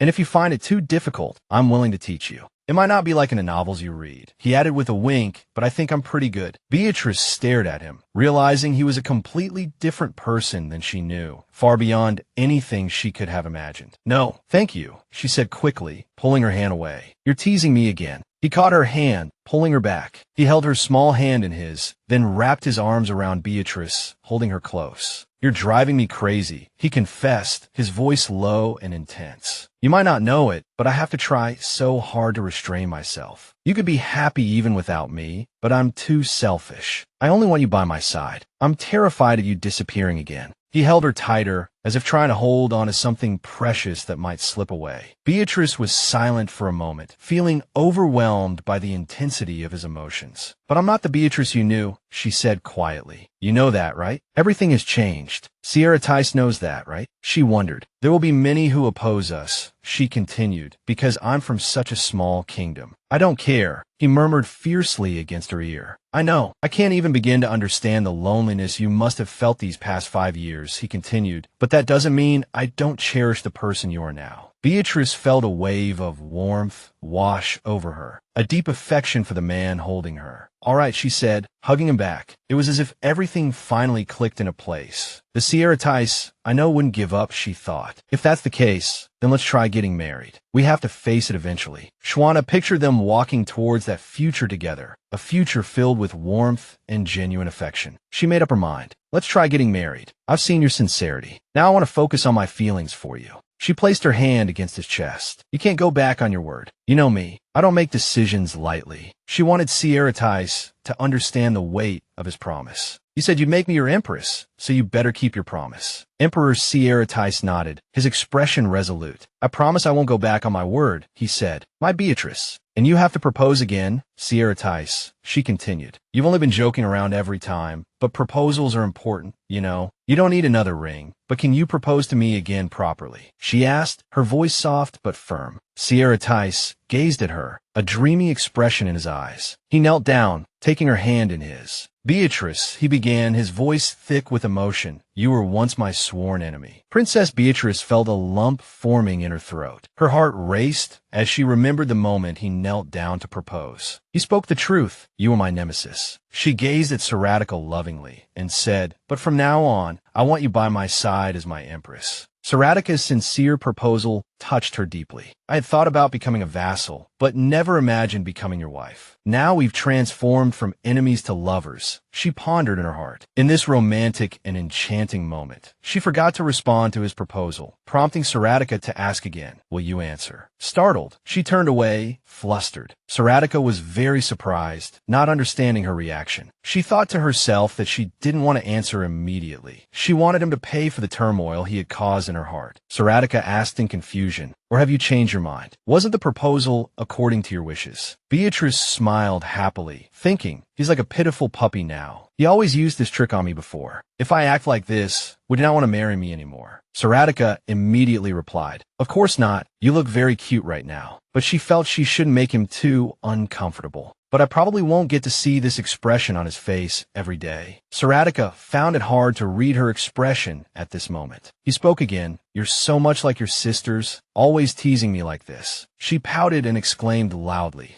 how am I like those idiots? She immediately reached out to hit him, but Saratica firmly caught her hand. He said in surprise, stop teasing me, Beatrice. She laughed happily. It's fun seeing you like this. He moved closer to her, caressing her face, saying, say yes quickly. She just smiled awkwardly. She agreed immediately. And so, the cycle of the past began again from where we had missed it. The garden scene was peaceful every afternoon, as Shona's sisters and the king of Solemn witnessed the two together, everyone feeling happy. Tiabel exclaimed, Mama, Papa is crying again. The mother consoled, oh, my king, stop crying. Big sister, Kana, gestured to her sisters to be quiet. Don't let father see us again. The king of Solemn was overjoyed. I can't be by your side anymore. But he shed tears of happiness and pride. Trana said, Father, you must maintain your dignity. This is embarrassing. Goodness, you're the king. In the distance, Maxmillion hid behind the bushes. He muttered to himself while sobbing. He cries every single day. From the distance, it was hard to be certain, but it seemed Princess Shona had accepted His Majesty's proposal. Now that the proposal was complete, they would likely return to Yurfaning soon. The king of Solemn continued sobbing, unable to control his emotions. We won't be able to see them all together anymore. What a pity. Early the next morning, they heard the lady's urgent calls. Hurry, be careful not to break anything. She instructed the maids to prepare everything carefully and thoroughly, handing books to the princess and telling her to be more careful. After accepting the proposal, Saratica immediately began preparing for the wedding ceremony, as if he had been waiting for this day all along. The three princesses shared their belongings with their youngest sister. It was time for Princess Shona to pack everything, most of which was useless and couldn't be used. As for the king of Solemn, on the day of his daughter's departure for marriage, he couldn't control his tears. He would miss his little daughter dearly. He embraced his daughter, saying, My little princess, remember to take good care of yourself. It felt like I was truly his daughter, and leaving him was painful. When could the truth be told? She just wanted to say to her father, Father, I haven't left yet. That night, she gazed out the window. Tomorrow I'll return to Yurfaning. Suddenly, there was a knock at the door from her mother. Dear, may I come in? Is it that late? She said, Yes, it's fine, Mother. Why have you come here? She embraced her daughter, my little Shona. It feels like you're leaving too quickly. My dear daughter, remember not to be afraid, and don't keep everything bottled up inside. Remember that everyone is here for you. She expressed her love and concern before departing. She told her to never forget that you have a place to return to. We're always here. Remember to come back, and if you want us to come to you, we'll be by your side, okay? She was moved by her mother's words. Mother, she felt unworthy of this love because I'm not. Mother said there's nothing to worry about, because I love you very much. So Shona, don't cry. She wiped away her daughter's tears. Although these words weren't meant for me, I felt like she knew I wasn't Shona. It seemed the queen wanted to say it didn't matter, even if she knew the whole truth. This was also the first time I cried in front of others. The next morning was Princess Schweine's day to return to her husband's home. The king of Solemn couldn't stop crying. He said to Saratica, You thief, don't take my daughter away. She thought to herself, just yesterday, he was enthusiastically saying how lucky they were to have such a handsome son-in-law. He only gave Shona that mirror. This is a magic mirror. Remember to call us every day. All the sisters cried as they bid her farewell, and seeing them cry, Shona felt helpless. Sister Tiabel said plants need love to grow, and so do they. Tarna told her not to forget to call, and if he hurts her, to tell them immediately, and they would rush over. Sharonda was touched. Come on, everyone stop crying. It's like I'm being sold off. You're all so silly. The sisters embraced before parting. Saratica stood there watching her, waiting for everyone to say goodbye. He understood how she felt at that moment. Shona didn't want to leave her family at all. Before leaving, she happily bid farewell to her family. In the carriage, Princess Shona saw through her sister's mirror that they were all crying, missing her terribly. Tarana told her to be truly happy. She deserves eternal happiness, and they promised to dress up for her wedding. Tiabel, crying, said to Saratica, You've taken our precious one. You owe us. Sharona heard all her sisters longing for her. Very grateful. Sister Tiabel kept saying, Understood, Saratica. This sister cared about him. She shouted, Hurry up and send the most handsome man to Solemn. We've done so much to protect your true love. If you don't repay this favor, we'll curse you on your wedding night, you little. Then Shrina hung up. Saratica thought this sister was strange, always picking on him. Shauna laughed awkwardly and said, Who knows what they'll say to him? To hell with Tiabel.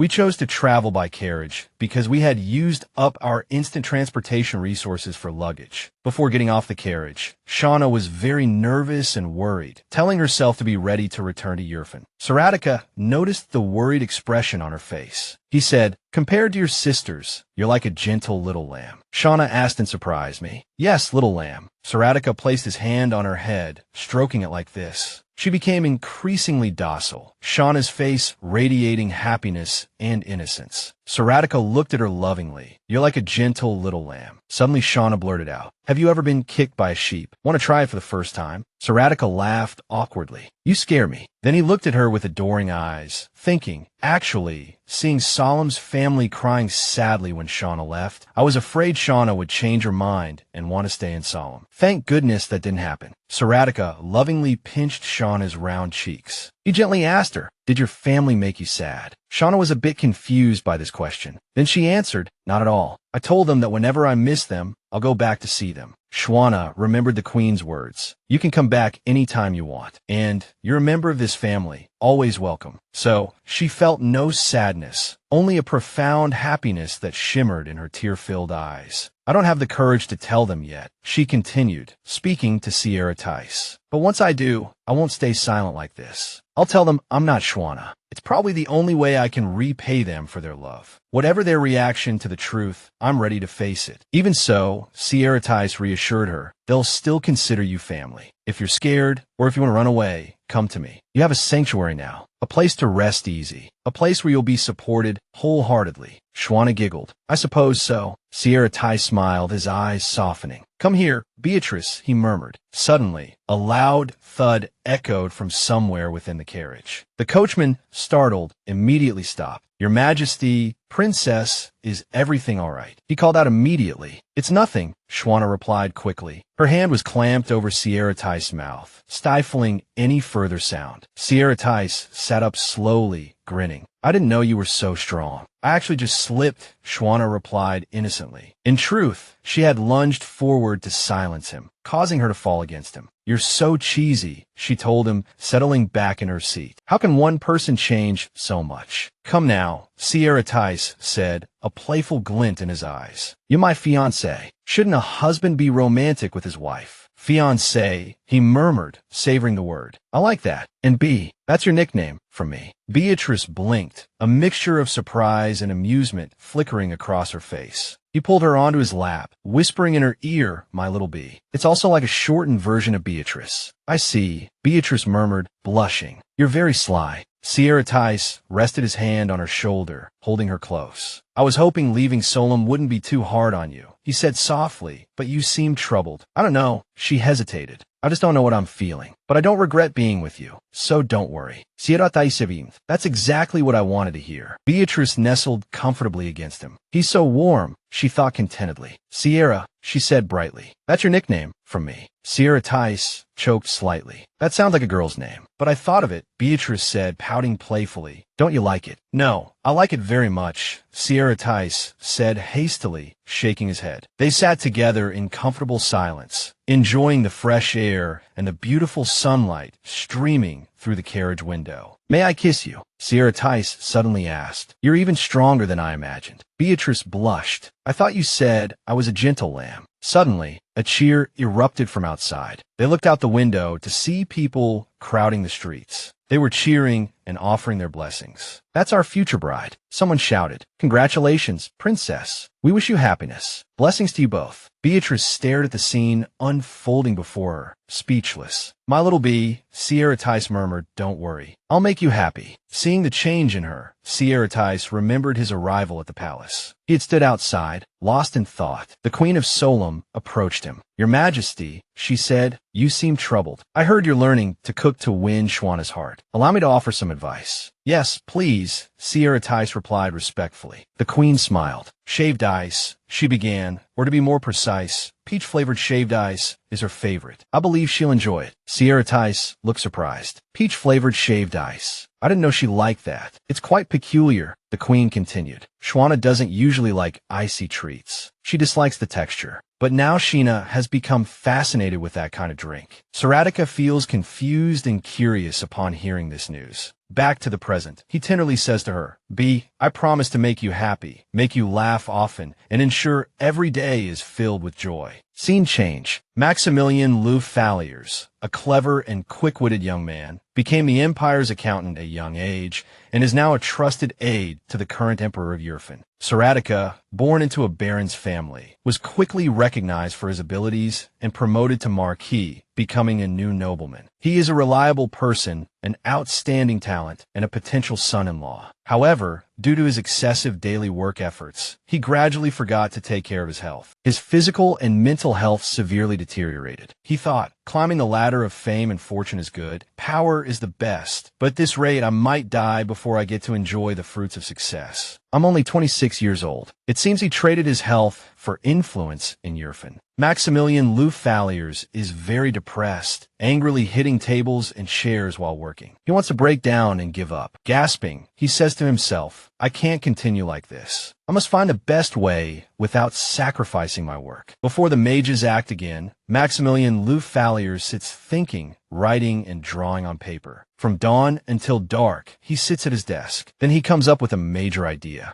The wandering orchid, a flower that blooms once every 100 years, a medicinal plant that can cure all diseases. He learns from books that this plant only grows in the kingdom of Solomon. The name Solomon is too new. He's never heard of it. He approaches the map to search, and Maxmillion Falliers begins his research. When he reads the next piece of information in the book, he's even more shocked, panicking when he learns that it accounts for 30% of the food supply. And this land is so small, Maxmillion wonders why no one has known about this land for the past 300 years. The homeland of the Earth Goddess. If we get Solomon, Yurfaning will become even more powerful. However, something deeply troubles Maxmillion. I can regain my health, but how to reach there? If we attack that kingdom, we might anger the gods. As for allies, they've been doing well for the past 300 years. Why would they need allies? Maxmillion thinks he must consider carefully before telling His Majesty, but he can't think too long. Suddenly one night, he wakes up startled from his sleep. He discovers someone has broken into his room. The intruder takes away Maxmillion's thick manuscript that he worked so hard on. He immediately shouts, "No, those papers contain information about Solomon." Only then do the guards rush in. But the thief has already successfully escaped through the window. Maxmillion stands there, too disappointed to speak. The next day, he reports to the emperor, "I've lost all the information." Maxmillion can only bow his head in shame and say, "I'm sorry, Your Majesty. I didn't expect the intruder would do this. Those damn mages, I don't know what reckless things they might do." His Majesty, upon hearing the name Solomon, also becomes very interested, exclaiming, "What an intriguing country." Then Emperor Saratica asks Maxmillion, "You say what they grow is very special, even has healing powers. If that's the case, we can't just sit here." Maxmillion is very surprised to hear this. Saratica also says, "Let the nobles marry into their royal family." His Majesty is very excited. "Maxmillion, prepare to conquer Solomon." Maxmillion still can't believe this is real. He stood there dumbfounded as Saratica continued, "This may require a lot of preparation, so I'll give you a week." Maxmillion couldn't believe his ears and shouted, "Wait." But His Majesty calmly and cheerfully said, "We can't let those mages outsmart us. Perhaps they're already smarter than us. I'm counting on you." So Maxmillion and the emperor set off for Solomon, where they encountered an unexpected situation. Princess Shona firmly refused. "We have no interest in your absurd proposal." Saratica found this amusing. He politely said, "Here is a very promising bride." Shona was thunderstruck upon hearing these words. Maxmillion was also stunned, unable to comprehend why His Majesty would make a girl he just met the Empress. Maxmillion was hit by this unexpected bombshell. He reproached His Majesty, saying, "This isn't like you at all, Saratica. Such an impulsive decision." But Saratica displayed a very confident smile, as if he had planned this all along. Maxmillion looked into his eyes, maintaining silence, no longer asking questions. Honestly, he was still curious. Why did he have that expression? Did he really like her? What about Yurfaning's documents? Are you joking? Of course I'll handle everything. Maxmillion burst into tears from the overwhelming workload. He was even more surprised when the general reported that all best-selling novels in Yurfaning were romance novels. Upon inquiry, he discovered this was His Majesty's request. Maxmillion was thunderstruck. What exactly is His Majesty doing? The general said, "It's all because of love. Everything is about love." Maxmillion was very surprised that the heartless person suddenly understood how to love. The general continued, "People in love are like a carriage that won't stop. Get ready, Maxmillion. This isn't just ordinary one-sided love. His Majesty seems very serious. You have many weddings to prepare." Maxmillion broke down when he received the thick files, a list of things to prepare. Now, Maxmillion is working hard. He had to go through every wedding magazine to choose the perfect wedding dress for the future bride. He silently wept, complaining, "Why am I here? I'm the royal accountant." But for someone capable, what's so hard about planning a wedding? Just as he regained his spirit, Maxmillion fell into despair seconds later, making the maids giggle. "Oh my, he's crying again. The palace chef must have tormented him again. I'm worried he might faint this time." The entire empire was buzzing with news about the royal wedding and about the tearful Maxmillion. Before Beatrice was a peaceful forest. Her past self was practicing sword there alone. This was her 5 years ago. After sword practice, Beatrice sat down and rested against a tree. She seemed exhausted. Just as she closed her eyes, the image of her tyrannical father appeared in her mind, warning her never to expose her weaknesses, because she was a candidate to lead the Martian ducal family. The more she thought of him, the more turbulent Beatrice's heart became. She unconsciously gripped her sword tightly. Seeing the sword suddenly move, Beatrice realized it was scared, so she could only stroke it to comfort it. "It's okay, Rosa. Let's do the moves again." Then Beatrice went to somewhere in the forest. It turned out she went to see a white kitten. Seeing the kitten nuzzle against her, Beatrice softly asked, "Were you abandoned?" Her hand gently stroked the kitten as she thought, "If Dad saw this scene, I'd be in big trouble, but no one else knows about this place, so I shouldn't worry, right?" Just then, a voice interrupted her thoughts. "I didn't know you had this side to you." Saratica didn't know how long he had been silently observing Beatrice from the tree. Beatrice asked in surprise, "How long have you been up there? Are you sleeping there?" She asked suspiciously, "Don't tell me you're stalking me." Saratica found Beatrice's notion absurd. "Listen, I was here first. You didn't observe carefully before accusing me." Beatrice remained skeptical. "It's still strange. Why would you specifically come here to sleep?" Saratica retorted, "Can't the crown prince come here? I go wherever I want." He didn't forget to mock her. "As an esteemed knight of the Empire, you failed to notice someone nearby these past few days. I need to reassess your capabilities." Beatrice was about to argue, but suddenly stopped, as if realizing something. "These past few days," Saratica quickly explained, "don't misunderstand, I was here first. You're the one who disturbed my peace." Beatrice blurted out an insult, "Pervert." She thought he must have seen her taking care of the kitten these past days. Although Beatrice knew Saratica was indeed there first, she still found his behavior abnormal. His clear blue eyes gazed directly at her, and at this peaceful forest. Beatrice suddenly felt a sense of peace, as if they were both escaping together. She thought perhaps Saratica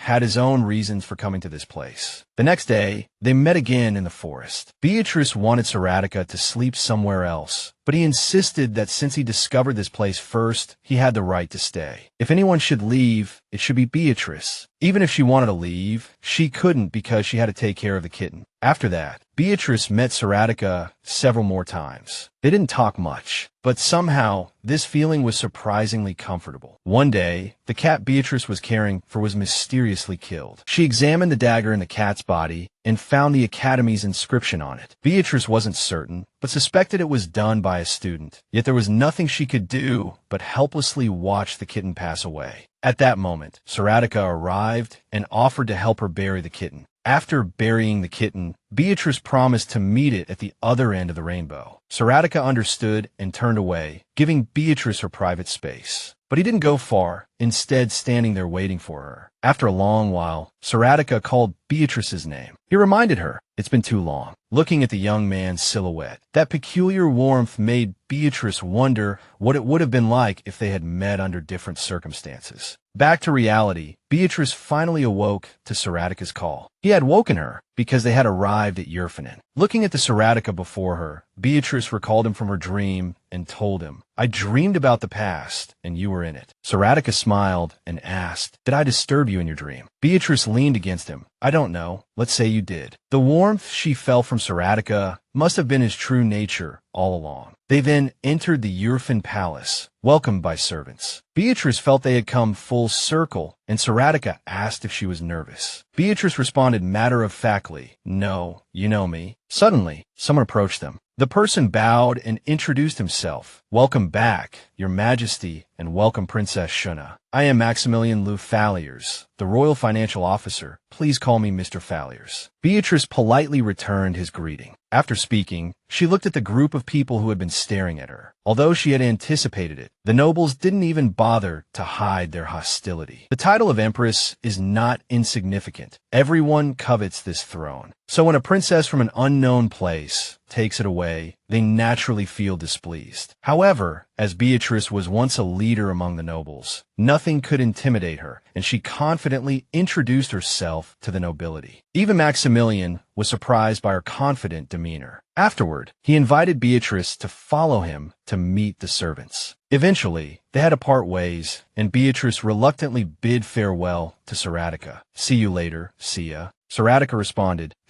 "We'll meet again soon." Before leaving, he placed a farewell kiss on Beatrice's hand. This small gesture alone left everyone present stunned. Even the difficult nobles covered their mouths in shock. They couldn't understand what Beatrice had done to make Saratica so affectionate. Beatrice herself was stunned by Saratica's manner of farewell. Maxmillion's face darkened. This was truly embarrassing. But then he consoled himself, thinking it wouldn't last long anyway, and they could always send her back. Suddenly, an excited shout came from afar. Following the direction of the sound, Maxmillion discovered Beatrice's maid Lily standing nearby, exclaiming how well-matched Beatrice and Saratica were. Then her gaze suddenly met Maxmillion's, who was looking in her direction. Lily smiled shyly and greeted him. Maxmillion blushed and responded, "Hello," embarrassed by Saratica's affection. Beatrice could only ask him to stop. Saratica smiled harmlessly and said, "I'm just too happy to have you here." Hearing this, Beatrice stopped avoiding Saratica, but he took advantage of the moment, telling Beatrice he wouldn't let her leave unless she quickly called his name. Beatrice had no choice but to comply. "See you later, see ya. As you said, I'm here now." Having achieved his goal, Saratica stopped teasing Beatrice. He let her follow Maxmillion into the castle. His Majesty seemed to be in a good mood. Carlton couldn't help but ask, "Your Majesty is be the princess's nickname." After receiving Saratica's confirmation, he remarked how quick young people were these days. But he had another question. Why be? "It has nothing to do with Princess Sharina's name." Saratica explained, "Because she's my bride-to-be, it's a cute connection, isn't it?" Carlton didn't know what to say, shocked by this side of Saratica. He didn't forget to remind him, "You can't address her like that, at least not until the wedding. You should still call her Princess." Of course, Carlton wouldn't dare use a nickname for Beatrice. He was just curious. Carlton silently wept, thinking how Saratica had become a completely different person. Actually, when Saratica requested romantic novels, he already had this kind of thought. His expression was like someone truly in love. Who would have thought that this cold-hearted person could suddenly become so warm? Carlton smiled gently, thinking this was actually a good thing. Saratica saw him smiling and turned to ask if he was mocking him. Carlton answered honestly, "I just think your Majesty seems very happy." Inside the palace, Maxmillion began introducing. "This is Baroness Samantha April, who manages the maids of Amarilla Palace. She will attend to all the princess's needs." Amarilla Palace was built by the 8th Emperor for the Empress, and once you become Empress, this palace will officially belong to you. Beatrice displayed a standard smile. "Baroness Samantha April, pleased to meet you." Samantha bowed respectfully. "I am also honored. Please just call me Samantha. I am merely here to assist the princess." After a moment's thought, Beatrice replied, "Then you may call me Shona." Samantha maintained her seriousness. "Yes, Princess Shona." Beatrice's impression of Samantha was that she was a renowned mentor and a senior member of the court. She never showed any emotions, and no one could see through her professional and capable demeanor. After introducing Samantha, Maxmillion invited Beatrice to tour the rest of the palace. Looking at Maxmillion's tired face, Beatrice felt he was about to collapse. She suggested they take a break before continuing. Maxmillion stuttered in surprise. "His Majesty ordered me to show you around." Beatrice reassured him, "It's all right. If His Majesty knows I asked you to leave, he'll understand. Baroness April can show me the rest." Before Maxmillion could react, he just stood there stuttering. Beatrice, like an angel descended from heaven, said to him, "You must really need rest." Maxmillion was too moved to speak, seeing that he couldn't persuade Beatrice. He stopped insisting and requested to take his leave. Before leaving, Maxmillion didn't forget to wish Beatrice an enjoyable time. Though appearing this way, he still felt there was something extraordinary about Beatrice. She seemed humble, but had a somewhat frightening quality, and it felt familiar. Beatrice, looking at Maxmillion, who were all his thoughts on his face, felt he still had much to learn. Beatrice couldn't be bothered and turned to Lily and Samantha. "Let's continue." Arriving at a garden, Samantha introduced, "This is the Garden of Love." Both Beatrice and Lily were shocked by the sight before them. This was the Empress's garden. The paths were covered in fallen leaves. Trees and weeds grew intertwined. Although Beatrice hadn't made any demands, this place was indeed too messy. Samantha explained that the garden had been vacant for a long time, with no one tending to it. She promised that if Beatrice needed anything, she would complete it immediately. Beatrice then realized her panicked expression was a bit out of control. She looked around the garden again. She felt it was understandable. The previous empress had died too early, and Saratica had focused on stabilizing his throne, never planning to remarry. No wonder the place had become like this. Although Samantha said to just tell her whatever she wanted, even she didn't know where to begin. Lily, who had been silent beside them, finally spoke up, calling to Beatrice, confidently saying, "Leave this part to me." Beatrice was a bit surprised by Lily's suggestion. She asked again, "This garden?" Lily confirmed, "That's right," she excitedly said. "This is exactly my forte. I know what people like. I'll definitely do a good job." Beatrice looked at Lily, remembering that in Solemn, she was also famous for her gardening skills.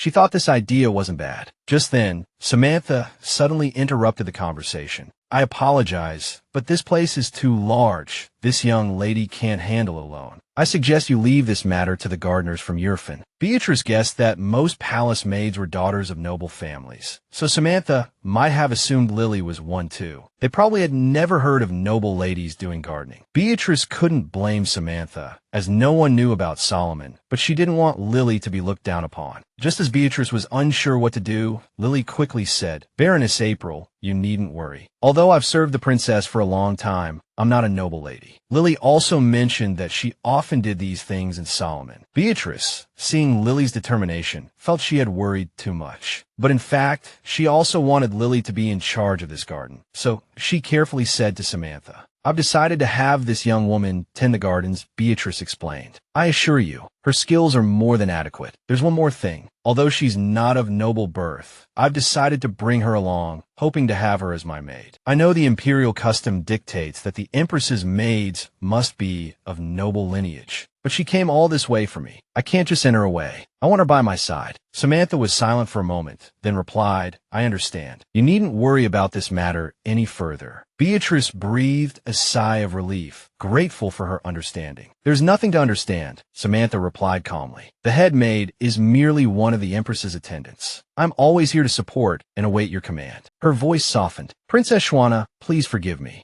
I've cared for His Majesty since he was very young," Samantha confessed earnestly. "I cherish him like a son. When I learned of his sudden marriage, I was worried. I even questioned your motives." Samantha bowed her head sincerely. "Please forgive my presumption, and thank you. I haven't seen His Majesty smile like this in a long time. Yurfaning couldn't ask for a more fitting empress. It would be my honor to serve you." Beatrice felt a wave of warmth at Samantha's sincerity. Perhaps because she's a good person, Saratica kept her close, Beatrice thought. He must have wanted me to know she could be trusted. He's incredibly important to me as well, Beatrice said, calling Samantha back. "That's why I'm here." Beatrice took Samantha's hand. "I don't know what love is yet, but when I look at him, all my worries disappear. I can only think of him. Thank you for taking care of him during his loneliest times, Samantha. I'm glad to have you by my side." Samantha's perception of Beatrice shifted after hearing these words. Seeing Beatrice's radiant smile, she thought, she truly is a strong woman, like the sun. Samantha hoped for a bright future for them both. After touring the palace, Beatrice finally had a moment to rest. Now alone at last, she could gather her thoughts. The room was vast, a stark contrast to her small chamber in Solemn. Lily was ecstatic about the expansive palace and the gardens entrusted to her care. Beatrice remembered Lily's bright smile as she talked about planting a peach tree, just like her, and a cluster of lilies beside it. A strange sense of peace settled over Beatrice. Wherever she was, Lily would always be there, radiating joy. But a flicker of worry remained. Would Lily lose a part of herself in this foreign land of Yurfaning? The clumsy Lufaliers, the experienced maids, and Saratica. With them by her side, Beatrice felt a surge of hope. She believed everything would change for the better. Brighter days lay ahead. But while Beatrice was filled with hope, a duke was plotting, a scheme that threatened to shatter her newfound happiness. In the past, Yurfaning had 3 dukes. First, Solemn, the former emperor's right-hand man and Saratica's mentor. Second, Jeffer, an incredibly wealthy and influential merchant who had been elevated to the dukedom. And lastly, Martian, father of Nitrous and leader of the nobles. Solemn was the sword, Jeffer the scales, and Martian the blade. These 3 dukes maintained the balance of power within the empire. Until Martian's betrayal, bloodshed had painted the streets crimson, rendering everything meaningless. The new emperor, Saratica, had decimated House Martian in a single night. To eradicate any future threats, he executed every member of Martian's family. The balance seemed restored, but the vacant position left a lingering unease, a question mark hanging over the empire's stability. The new emperor appointed Marquis Leonard, a man who had lived his entire life in Martian shadow, to fill the vacant dukedom. Although Leonard played a positive role in diplomatic relations and was instrumental in reshaping unstable regimes, there was only one problem: his immense greed for power. At this moment, 3 dukes sat down to discuss, and Leonor spoke first. "You're saying the emperor brought back an unknown princess as his fiancée. I've never heard of this place called Solemn." Yurfaning said sarcastically, "You always boast about how clever you are, and how wide your connections are, yet you've never heard of that place. Solemn was the last to know, and he too had never heard of Solemn. Yepper immediately criticized Solemn's slow reaction, telling him to at least show some interest. Leonor couldn't help but slam the table. This is no time for jokes, Yepper. He harshly criticized Saratica for unilaterally bringing Beatrice back as Empress without consulting anyone. But unlike him, the other two seemed calmer. We've been discussing this matter. Yepper's impression of Beatrice was that she was a princess from an agricultural nation and very beautiful. Sultan leisurely sipped his tea. He finally changed his view on marriage. Now is the time to congratulate him. Why are you angry, Leonor? Yepper reminded. Don't tell me you don't know about Leonor's ambitions. Solemn, he had been grooming his youngest daughter to become the future empress, but the plan ultimately failed. Leonor refused to accept it. Regardless, his daughter deeply loved Saratica, so he began to protest. How can you all be so calm? The empress must be both elegant and wise, and more importantly, must exude dignity like my daughter. But that country princess, how dare he choose an empress unilaterally, without letting anyone in the court know? We know nothing about that girl. Leonor seemed determined to prevent Beatrice from becoming empress. Yepper sighed. No one cares about your intentions. He frankly stated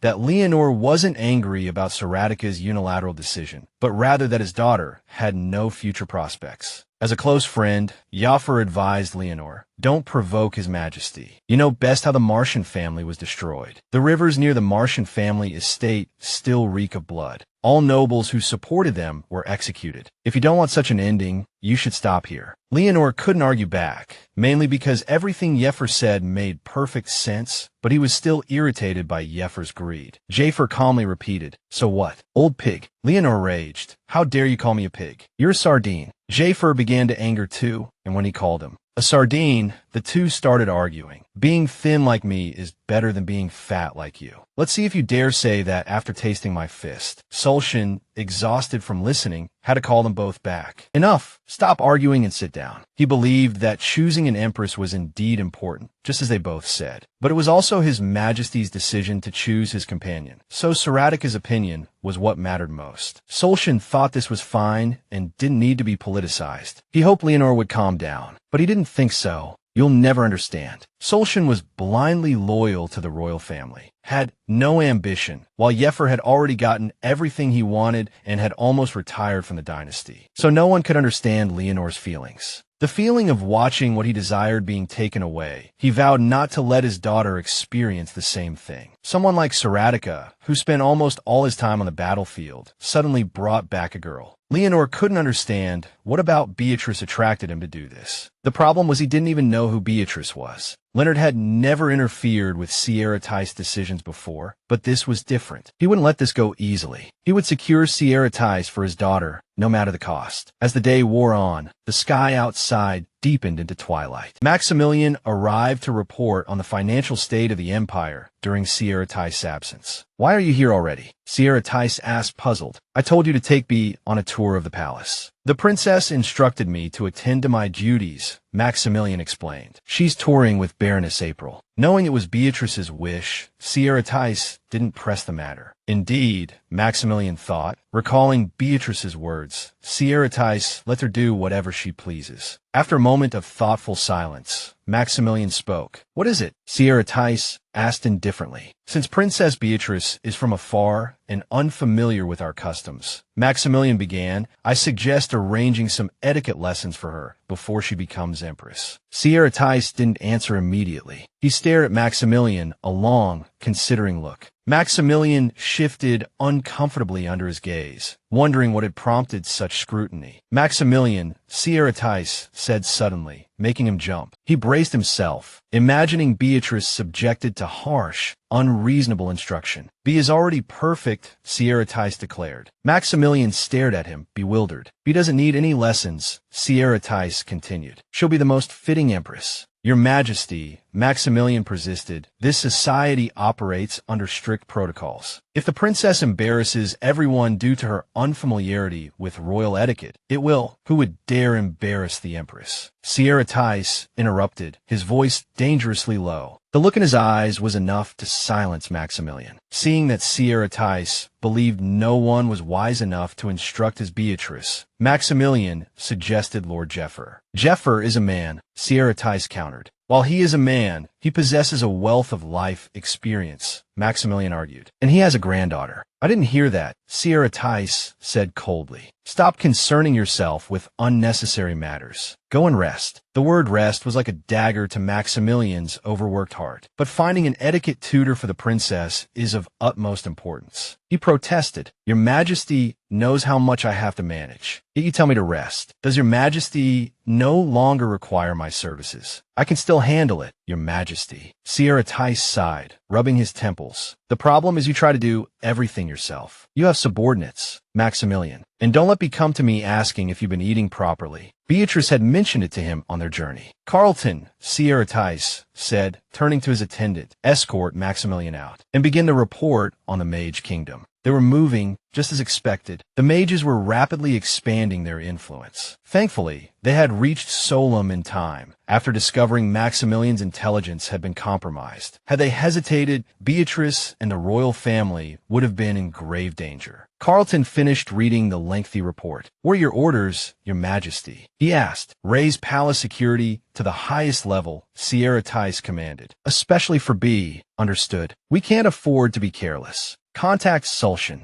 Have him reinforce the defenses around Solemn. They're the most likely target. As for Maxmillion, make sure he rests. We'll continue gathering intelligence on them tomorrow. If B, or any member of the Solemn royal family, is harmed, I'll make them pay with their lives. A heavy silence fell over the room. Later that evening, a lavish and delicious dinner was served. Beatrice knew the Emperor's meals were always extravagant, but she hadn't expected this level of lavishness. His Majesty has arrived, a servant announced. Sierra Tice, upon seeing Beatrice again, couldn't hide the warmth in his eyes. He pulled out her chair with a flourish, apologizing for making her wait. As she sat, Beatrice noticed the dining table was considerably smaller than the usual royal table. It placed Sierra Tice remarkably close to her. He gestured toward the plate of prime steak. Please eat, he urged. They ate, their conversation flowing easily between them. Noticing a stray bit of food on Beatrice's lip, Sierra Tice reached out and gently wiped it away. This was her first dinner in Yurfaning. While Beatrice had been here many times before, everything felt new, especially Sierra Tice. She couldn't even remember what he looked like without a smile. Now, Beatrice wasn't even sure what her own expression looked like. She didn't know what face she was making. Before dinner, Sierra Tice had ordered the servants to replace the usual table with a smaller one, forcing them to work overtime, simply because he wanted to sit closer to her. He had disrupted a centuries-old Yurfaning tradition of a long table. Throughout the meal, Beatrice's every move was observed. The way she savored the food, even the smallest smile, was noted by the attentive servants. They all shared the same thought. She's adorable. She had amassed a considerable following in less than a day. I'm thinking of formally introducing you to the nobles soon, Sierra Tice said to Shona. The wedding will be in a month. It's best to introduce you before then. What do you think? A month? She exclaimed, surprised. Why so soon? Everything seems so rushed. Maxmillion works quickly, Sierra Tice replied calmly. Are you sure you haven't been pressuring Max? Shona asked, a flicker of concern in her eyes. He's not secretly coughing up blood, is he? Those dark circles. Sierra Tice gave her a pointed look. What? She asked, laughing awkwardly. Why are you looking at me like that? He picked up a strawberry. He held it out to her. Why are you so worried about him? He asked, his voice laced with displeasure. You should only worry about me. Is he actually jealous of Lord Falliers? Shona wondered. No, that makes no sense. Jealous of his loyal subordinate. Impossible. Jealous of an older man who already has a granddaughter. B. Sierra Tice said suddenly. How about we go pick out your dress for the introduction tomorrow? I don't mind, she replied, but just the two of us. Shouldn't we have a tailor come here? She asked, assuming they would follow the usual protocol. That's true, he said, but if we go ourselves, we can be free, unsupervised like now. She looked at him for a long moment, then smiled. All right. That night, she dreamt. A nightmare. Beatrice, a chilling voice hissed. The man stood behind her, his voice dripping with rage. You were meant to sit on that throne. That was your sole purpose. Your purpose as the heir of House Martian. His grip tightened around her neck, her feet dangling uselessly in the air. The voice continued to torment her. Shona struggled against his hold. Father,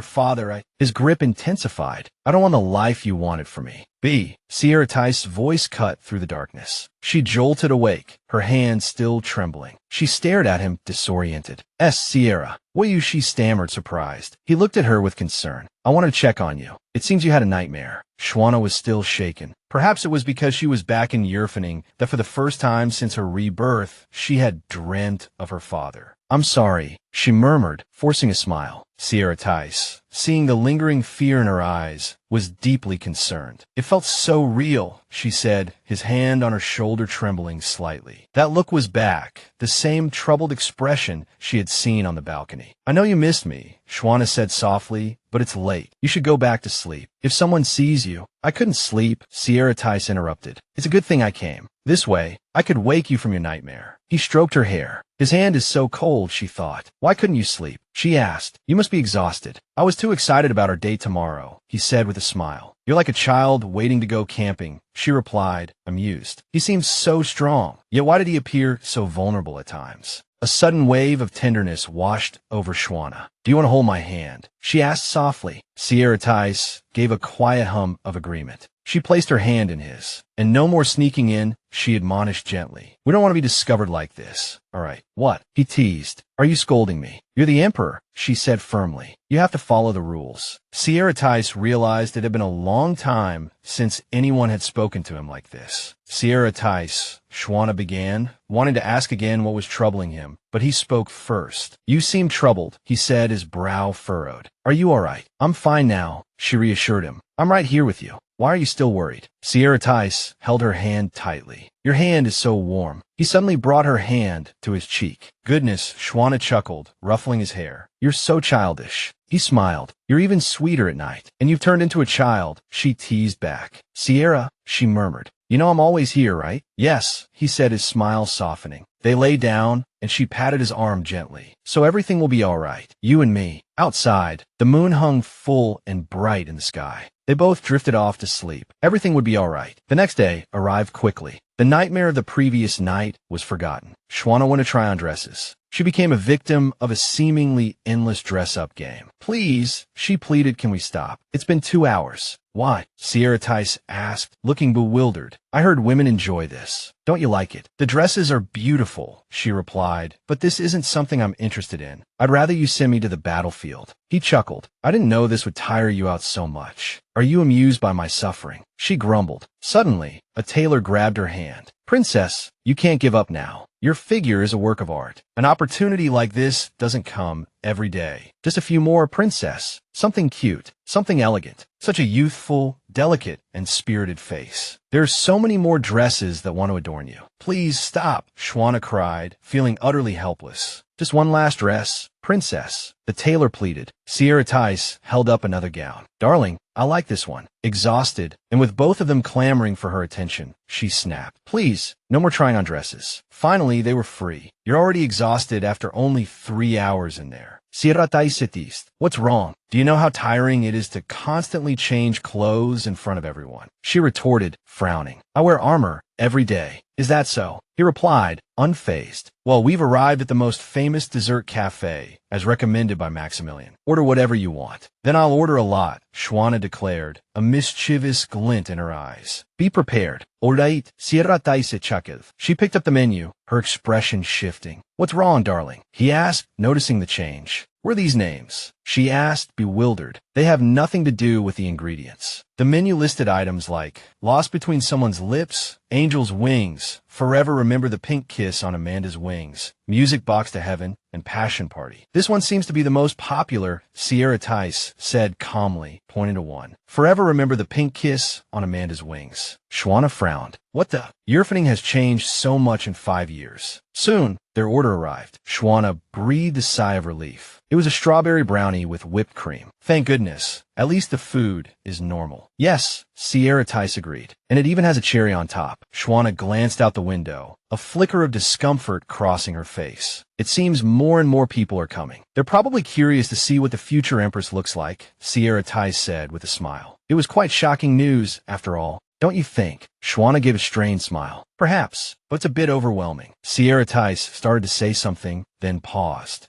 It's inevitable that people will talk. So, he leaned closer. Why don't we give them what they want? Shwana's eyes widened. Don't tell me you purposely spread the word we'd be here today, she accused. No wonder you chose such an open place. I can't stand you. An idea sparked in her mind. She plastered a bright smile on her face. All right then, the Emperor and his fiancée are on a date. Shona picked up the cherry with her fork. Here, look. You like cherries, right? Come on, open wide. She looked at him playfully. Is it hard? Embarrassing? Well, you have no choice. To her surprise, he licked the cherry before taking a bite. Hey, Shona exclaimed, exasperated. Why did you lick it? You told me to eat it. So, I did, he replied calmly. You sly fox, she grumbled. He said innocently. Why are you upset? Stop calling me that, she muttered, pouting. By now, they had attracted the attention of everyone in the cafe. As evening approached, their date came to an end. See, we had fun today, Shona said, thinking to herself. The biggest change is Yurfaning itself. Compared to the previous coldness, everyone was smiling and chatting pleasantly. It felt like true life. He must have put in a lot of effort. Suddenly, he took her hand.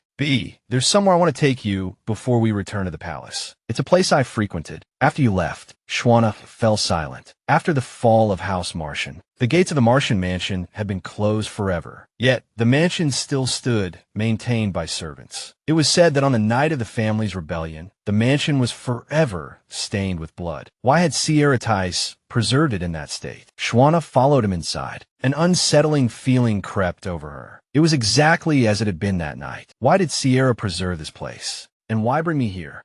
She stopped abruptly. She stared at the portrait of the man hanging on the wall. Her father. Lord Martian was an extraordinary man, Sierra Tice said quietly. Brilliant, and of course ambitious. And violent, Shona added, a bitter smile twisting her lips. He listened silently. Because of that ambition, he forced his only daughter into war. And because of that ambition, he tried to kill you, Sierra. I was his daughter. He smiled. But if it weren't for him, we wouldn't have met. Why did you forgive me? Shona asked, curious. Since you left, he said, I've realized something. I never hated you. This place has remained unchanged because I felt the emptiness of your absence. I don't want to experience that helplessness again. The fear of losing you. Shona was stunned. He was afraid. Sierra Tice held out his hand. Everything will be all right. So let's leave the past behind and move forward together. Shona understood. She had thought that she was the only one clinging to the past. But perhaps Sierra Tice was too. Sierra Tice, she said, a genuine smile gracing her lips. My immortal emperor. All right, she agreed, taking his hand. Let's do that. Together, they walked out of the mansion and into the waiting night. Under a sky dusted with stars, Sierra Tice turned to Shona. I have one more thing for you. Shona gasped. Before them was a hidden room. They stepped inside. A sword lay within, carefully stored in a chest. This sword is called Rosa, Sierra Tice explained. Every knight believes that each sword has a soul, so I couldn't discard it. I thought this was the only thing connecting me to Shona. It must have been waiting for her all this time. But I ended my life with it, Shona whispered, her voice trembling. Will Rosa forgive me? She reached out, her fingers tracing the cold steel. A pulse of magical light thrummed from the blade. Shwana's eyes filled with tears. Rosa, she murmured, you accept me. Thank you. Sierra Tice smiled, seeing her joy. Everything had come full circle. The starlight bathed the mansion grounds. A rustling sound came from the gardens. Lily stood among the flowers. She had been tending the princess's garden, losing track of time. She truly loved this work. What a peaceful night, she thought. Though the soil here isn't as rich as in Solemn, I should be able to finish before the princess's wedding. At least, she thought it was a peaceful night. Then, a voice shattered the quiet. Preposterous. You're overthinking it. Maxmillion retorted to someone. Overthinking. Do you not realize how easy a target that princess from a small country will be? His Majesty must have his reasons, the other man said, exasperated. I'm sure the princess is a good person, but there's something unsettling about her. She could become His Majesty's Achilles heel. A small country. Lily thought, bristling.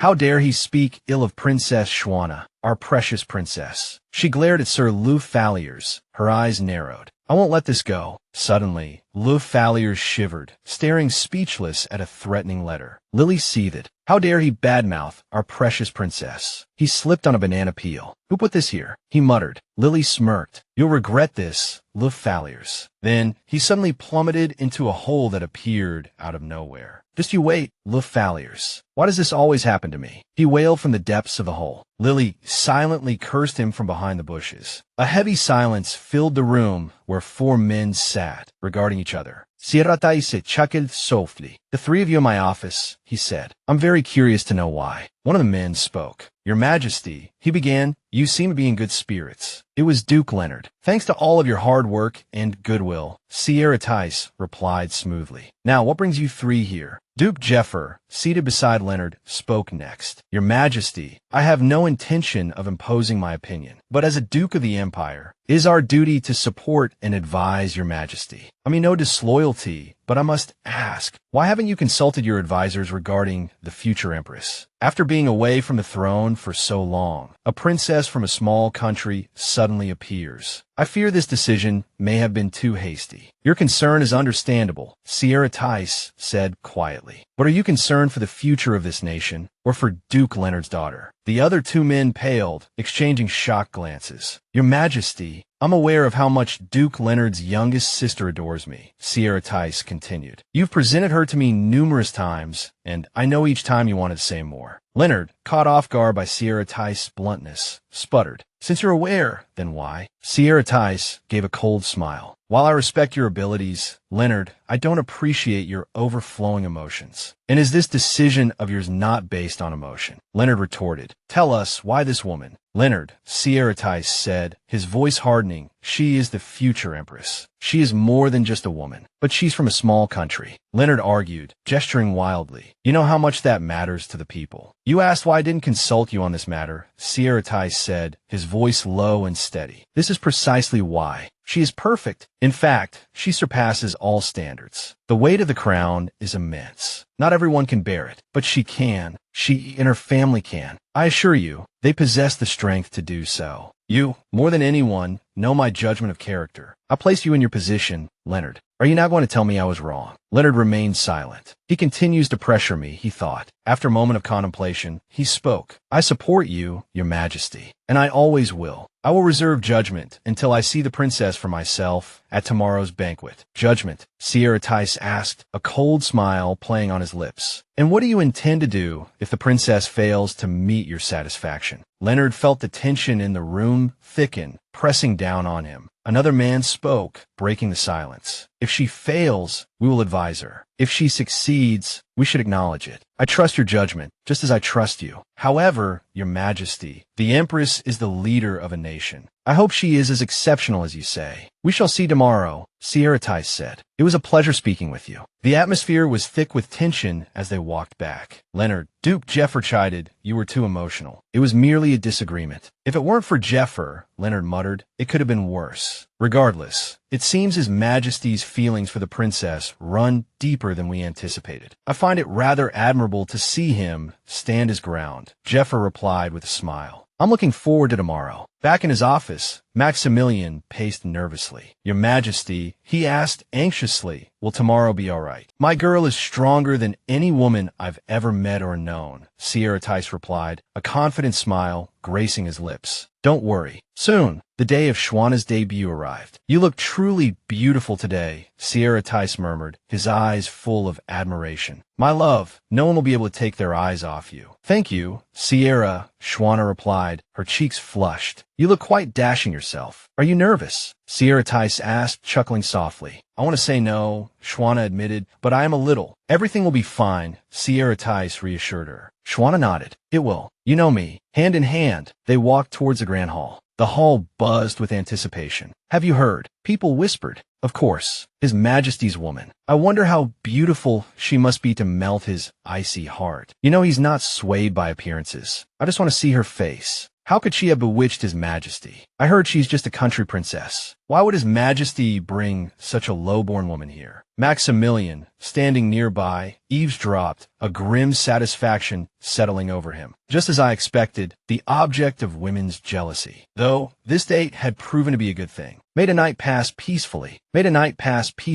A loud voice boomed through the hall. Our eternal glory, His Majesty Saratica Yurfaning, and Princess Shona Solemn of the Kingdom of Solemn. Finally, we get to see who she is. What kind of woman could make His Majesty? Shona stepped into view. Everyone, including Leonard, stared, speechless. She was breathtaking. Shona, her hand resting gracefully in Saratici's, offered a small, perfectly measured smile. Many of the young men present were instantly captivated. That is, until they saw the man beside her. Saratici's eyes burned with a possessive fire. Two young men visibly gulped, suddenly feeling the need for air. "What's wrong, Sierra?" Shona asked, noticing his change in demeanor. "Nothing," Saratici's murmured. They stopped, and Saratici's addressed the crowd. "Allow me to introduce my fiancée, the fourth princess of Solemn, Princess Shona of Solemn, the only woman in my heart who will become the Empress of Yurfaning. Your objections will not be tolerated. I look forward to hearing your praises for her. I will be here, listening to your praises and nothing else." "Good evening, Shona." Beside him, Shona thought, "No one can enjoy this evening when you say it like that, Sierra." At that moment, Duke Jeffer stepped forward. "It seems it's time for this old man to make his appearance. Greetings, my lady. I am Duke Jeffer, Minister of Justice of the Empire. It is an absolute honor to finally meet you. We have heard much about you."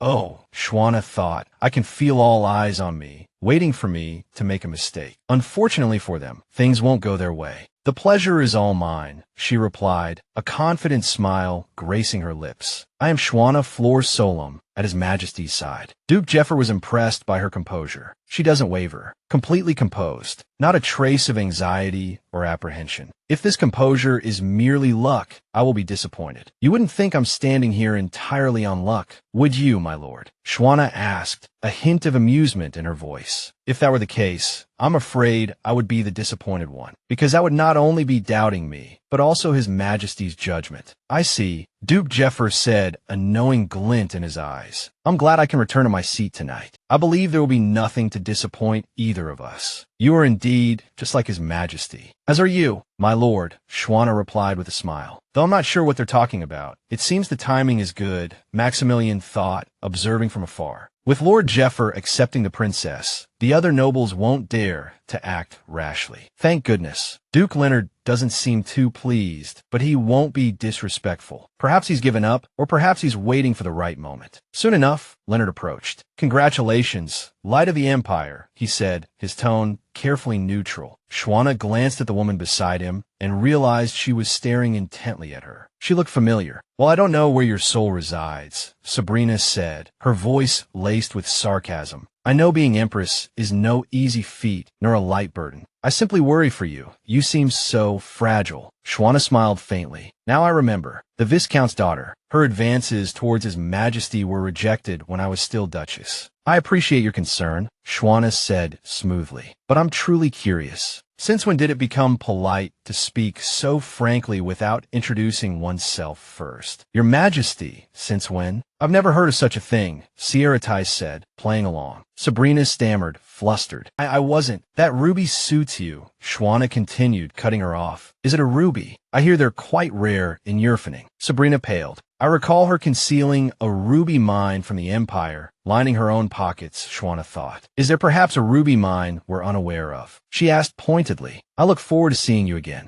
Leonard and Sabrina, their faces etched with displeasure, excused themselves. "First, we audit that family," Shona thought. "As sharp as ever," Saratici's murmured, impressed. "Of course," Shona replied confidently. "Never underestimate me, Sierra. I was a duchess once. Be nice to me." All eyes were on them. Glancing around the room, Shona noticed them again. The ominous figures, cloaked figures approaching. Both Saratici's and Shona watched them, their expressions hardening. It was the Grim Reaper of the Mage Kingdom Alliance. The man removed his hood. "I am Tan Elizabeth," he said. "I hold a humble position in diplomacy." Shwana's eyes narrowed, taking in his mismatched eyes an unsettling smile. Elizabeth continued. As soon as we heard that the powerful Emperor Yeffer had found a bride, we rushed here immediately. We wanted to express our congratulations to you. Sia thought to herself that the Alliance had always been known for using illegal black magic, something that no one had ever been able to deal with. But everyone knew about the power that night. Shona suddenly asked Sia again. The Alliance is pursuing Solemn. Sia replied. I thought Yeffer's intervention would stop them from fleeing, but they become more insolent, as if they're not panicked at all. This shows how much they want the Earth God. Shona asked again. Is that why you want to rush the wedding? Sia nodded. Yes, I believe if we make everything public, they won't be able to act. Hearing this, Shona fell silent. She recalled some things from the past, genuine feelings, and spoke thoughtfully. They have become my family. I want to protect them. Will you help me, Sia?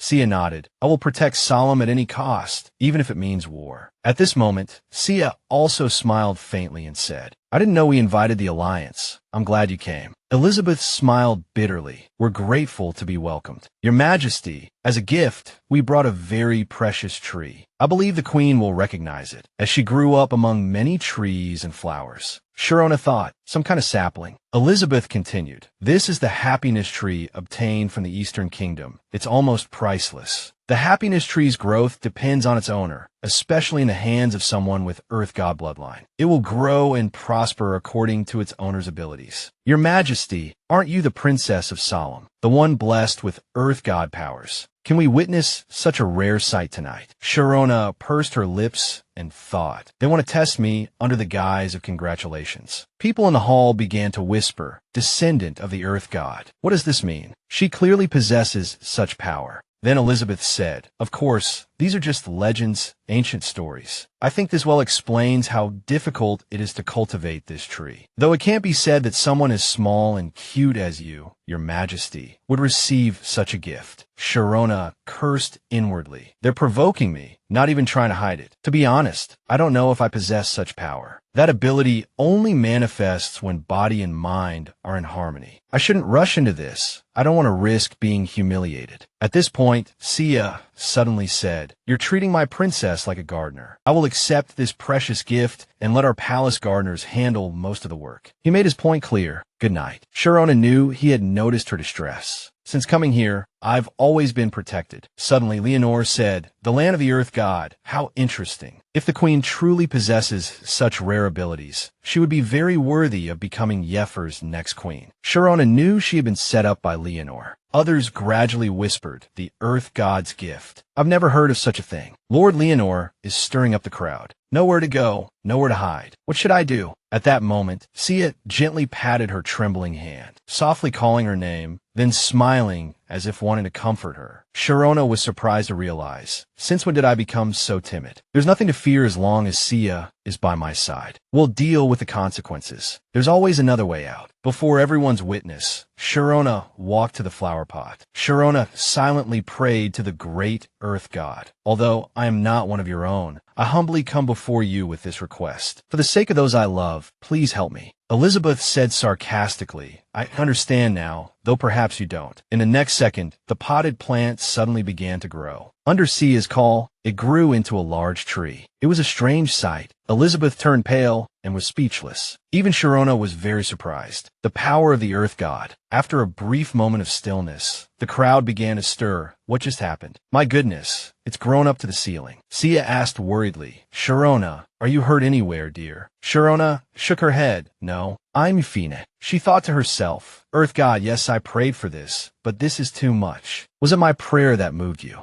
Shona still said in disbelief, I just used divine power. Sia nodded. I think so. Do you feel dizzy? Are you uncomfortable? Shona shook her head. No, I don't think so. Sia sighed in relief. As long as you're not hurt, this kind of thing is unlikely to destroy the entire palace. Shona said, divine power is real, even if the body belongs to another soul. I think I should ask my sisters about this. They know more about it than I do. But what about this? Seeing Sia's expression, Shona asked puzzledly, what's wrong? Sia turned pale and said, Tia Bell said she would bury me alive if I didn't introduce her to men. I'm starting to think this might not be just a simple joke. At this moment, Shona realized everyone was watching. Her gaze happened to meet Elizabeth's. One standing, one fallen. Shona couldn't help but show a mocking smile. Elizabeth immediately realized she was mocking him. Shona ignored him and turned to ask Sia, "So what should we do now, Sia? I didn't expect it to go through the roof." Sia said, "The mages will come to repair it, don't worry. But since we're here, why not settle everything at once?" Shona asked puzzledly, "What do you mean?" Sia extended his hand and said, "Sorry about this." Then he suddenly picked her up. Shona blushed and asked, "What are you doing?" Sia just smiled gently, then said loudly, "Look, test her in whatever way you want, but this is the power of my beloved fiancée. A female, saint blessed by the earth god, stronger than any woman. She is beautiful, intelligent, and wise. She is the woman I want to have. From this moment on, she will become queen. Anyone who dares to cast improper glances at my fiancée should be prepared to face the consequences." The castle hall fell silent. Then applause erupted. The applause proved their acceptance of Shona as queen. Shona was very embarrassed and scolded. "Enough, Sia. Put me down." Sia replied with a smile, "We're celebrating good news." Shona smiled wryly. "I can't stand you." A moment later, as music started playing, everyone began to dance, and the banquet atmosphere became relaxed. As the banquet continued, Shona said softly, "I don't know if what we're doing is right." Sia asked puzzledly, "What do you mean?" "Look, dear, everyone says this is a miracle. They like this miracle. This is the miracle you created. According to custom, the host of the banquet should share the first dance. So let's dance together." Under everyone's gaze, Sia and Shona held hands and danced in the center of the stage. At the end of the song, Sia unexpectedly gave Shona a light kiss on her forehead. The watching crowd was also surprised. Shona said shyly, "Everyone is watching us. I really can't stand you."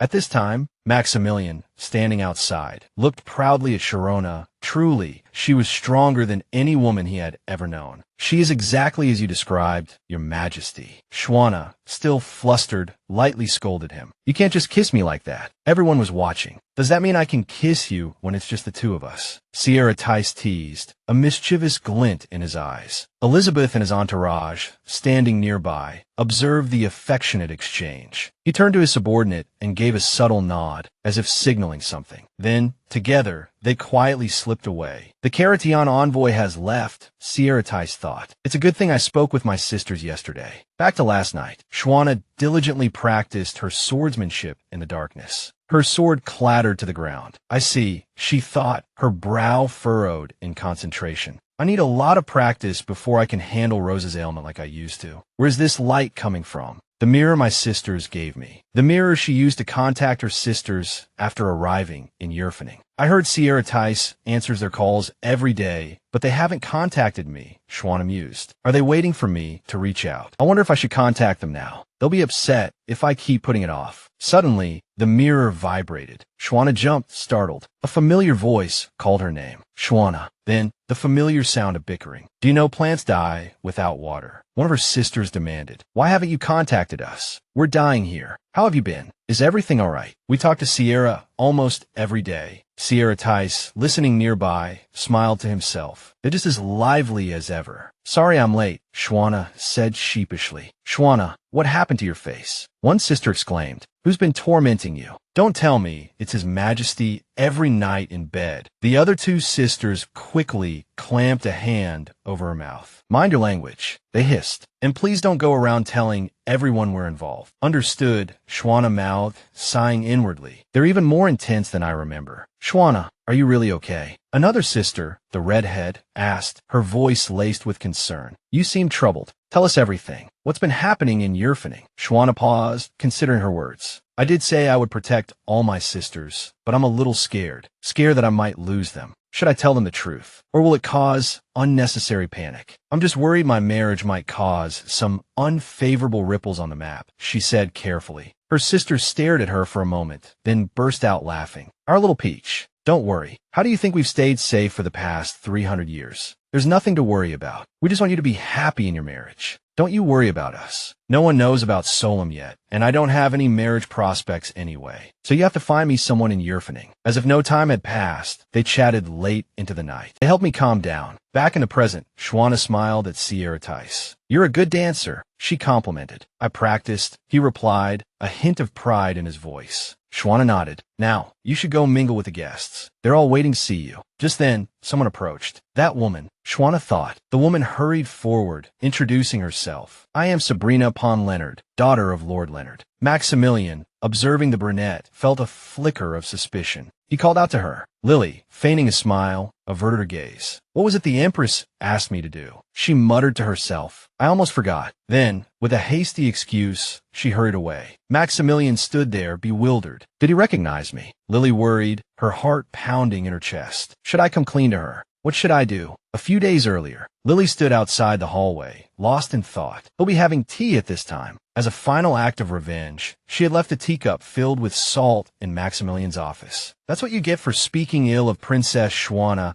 and calling yourself His Majesty's right-hand man, Lily had muttered to herself. Just then, Shona spotted her. You seem to be in good spirits, she greeted Lily. Would you like some tea to help you sleep? Lily offered. No, thank you, Shona declined. I think I'll be fine. Lily studied Shona for a moment, a flicker of concern crossing her face. What's wrong? You seem troubled. Shona nodded. Do you remember Lord Le Falliers? He collapsed. I know he hasn't been well, perhaps due to overworking. Maxmillion always pushes himself, even when he's ill, but this time it seems serious. He can't even get out of bed. Thinking back, he did look quite pale, like he hadn't slept at all. Lily's blood ran cold. No, it must be because of me, so I'm quite worried, Shona continued. Lily, are you all right? Lily quickly turned away. Your Majesty, she stammered, I'll be right back. What was that about? Shona wondered, perplexed. Night fell over the palace. Lily raced down the hallways, her breath coming in ragged gasps. I wanted revenge, but I didn't want to hurt him this badly. It's all my fault. I actually made someone collapse. Oh, great Earth God, please forgive me. She slipped into Maxmillion's room. He lay in bed, his face flushed crimson. He looked awful. Lily quickly fetched a basin of water. She gently dabbed Maxmillion's feverish forehead with the cool cloth. This scene is rather romantic, too. I'm sorry, she whispered repeatedly. Maxmillion stirred, his eyes fluttering open. Who? He mumbled, his vision blurry. Lily froze, then whirled around. I have to go. But her hand was caught in Maxmillion's grip. Is it an angel? Maxmillion murmured deliriously. Lily inwardly groaned. You must be talking nonsense. If I'm caught now,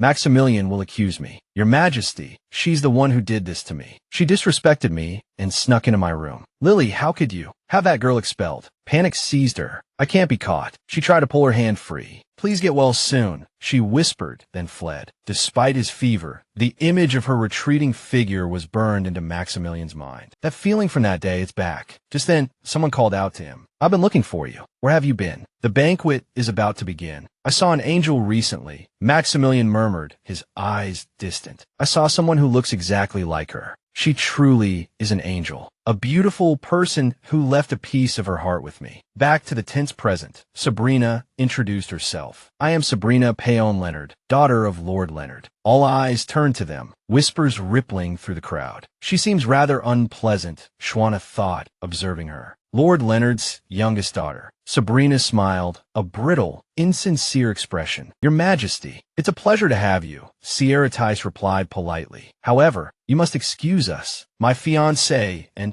I must greet the other envoys. I'd like to spend some time getting to know the Empress, Sabrina suggested. Perhaps she could stay, Shona thought, sighing inwardly. Yes, of course, she wants to talk to me. Sometimes women need their own time, she said to Saratica, not wanting to appear as if she were avoiding Sabrina. Saratica looked uneasy, but nodded. I'll be back soon. Once he was gone, Shona turned to Sabrina. It's a pleasure to meet you, Lady Sabrina. Sabrina's response was a tight, unpleasant frown. She crossed her arms, her tone haughty. Is that all you have to say to me? Is there something else? Shona asked, her eyebrow raised. How strange. I thought it was a perfectly appropriate greeting and response. You and I are not on the same level, Sabrina retorted, her voice dripping with disdain. Shona fought to suppress her rising anger. What in the world? Is this how she wants to play this? Lord Leonard's youngest, most cherished daughter. I met her once before. Her demeanor was completely different then, polite and lovely. Her smile reflected how warmly she was raised. Soon to be a princess, the strongest candidate for empress, the treatment she would receive was obvious. I didn't expect a person could change so much. Look at her now. While she's not to my taste, her attitude is still rather unsettling. Perhaps I can teach her a thing or two. Of course we're different, Shona said, her voice calm but firm. You are a noble lady of Yurfaning, and I am the princess of Solemn. So yes, I'm asking, are we the same? Sabrina faltered, taken aback by the directness of the question. You have admirable pride in your kingdom, she said after a moment's thought, but you must know there's a difference between an empire and a small country like yours. Shona stifled a laugh. Sabrina bristled at her amusement, but Shona simply smiled, a serene, unsettling smile. She extended a hand, her gesture graceful and deliberate. That's such a naive thing to say, she said, her voice soft but cutting. Frankly, it's foolish. What do you mean, foolish? Sabrina sputtered, indignant. This is Yurfaning. As Yurfaning royalty and nobility, we are the ones who teach people the etiquette and prestige of this empire. That's precisely why I say it's foolish, Shona replied calmly. It's quite amusing to watch you cling to something you have no claim to. You take so much pride in being Yurfaning nobility. But what have you done with that status? I mean, without a position or even a title, what can you do? I am a princess of my country, and the fiancée of His Majesty the Emperor. That, for instance, is a position much more likely to incite war. If that wasn't clear enough, I'll spell it out for you. There will be a price to pay. Perhaps you haven't grasped it yet, but that man is mine. Sabrina's hands clenched. But that position should have been mine. If it weren't for you, I would have. Her voice cracked, and tears welled in her eyes. The onlookers began to murmur, casting disapproving glances at Shona. Just then, someone called out to Sabrina. Father, she cried, her voice laced with a childish whine. Leonard turned to his subordinate. Please escort her away, he instructed. Help her calm down. Shona covered her face with her hand, bracing herself. He's definitely going to say, I made her cry. How do I explain this to him now? Leonard approached Shona. Your Highness, he said, his voice low, please forgive me. What? Shona asked, incredulous. Leonard closed his eyes briefly. I have spoiled that child. All of her transgressions today are my fault. Please pardon me. His apology, his deference, it reminded Shona of a very different man. Lady Sabrina is indeed well loved, she said, a hint of irony in her voice. Yes, Leonard agreed. You'd best go comfort her. She probably thinks what I have will be taken away, but she already has so much. Lady Sabrina, cherish and love what you have. Just then, Hill approached. Sierra, how was the battle with the young lady? My dear Sierra, he asked, a playful lilt in his voice. Sierra Tice smiled to himself. I will cherish and love what is mine. That man is mine, Hill teased. Do you like that phrase? He asked, his eyes twinkling. Sierra Tice blast. You must have forgotten, Hill continued, pointing to his ear. A swordsman's hearing must be particularly keen. I completely forgot he's a swordsman, Sierra Tice thought, groaning inwardly, which means he heard everything. Hill chuckled. Mine, he repeated, savoring the word. I am ecstatic, as happy as when you agreed to marry me, as if I hold the entire world in my hands. Mine, I'll remember that forever. You're so cheeky, Shona said, a playful smile tugging at her lips. Cheeky, Sierra Tice Chakiv. I'm just speaking the truth. Since you're usually so passive, I didn't expect you to say such a thing. He pulled her closer. But more importantly, I'm glad to know I truly am yours, my love. We've pledged our lives to each other, Shona replied, blushing. It should be obvious. Sierra Tice looked at her, a flicker of surprise in his eyes. You know, he murmured, I have to get you out of here. Shona blinked, confused as Sierra Tice took her hand and led her away. Did everyone enjoy themselves tonight? He called out to the assembled guests. Thank you all for coming to celebrate her. I'll see you at our wedding. As for me, I'm off to enjoy some special time with my fiancée.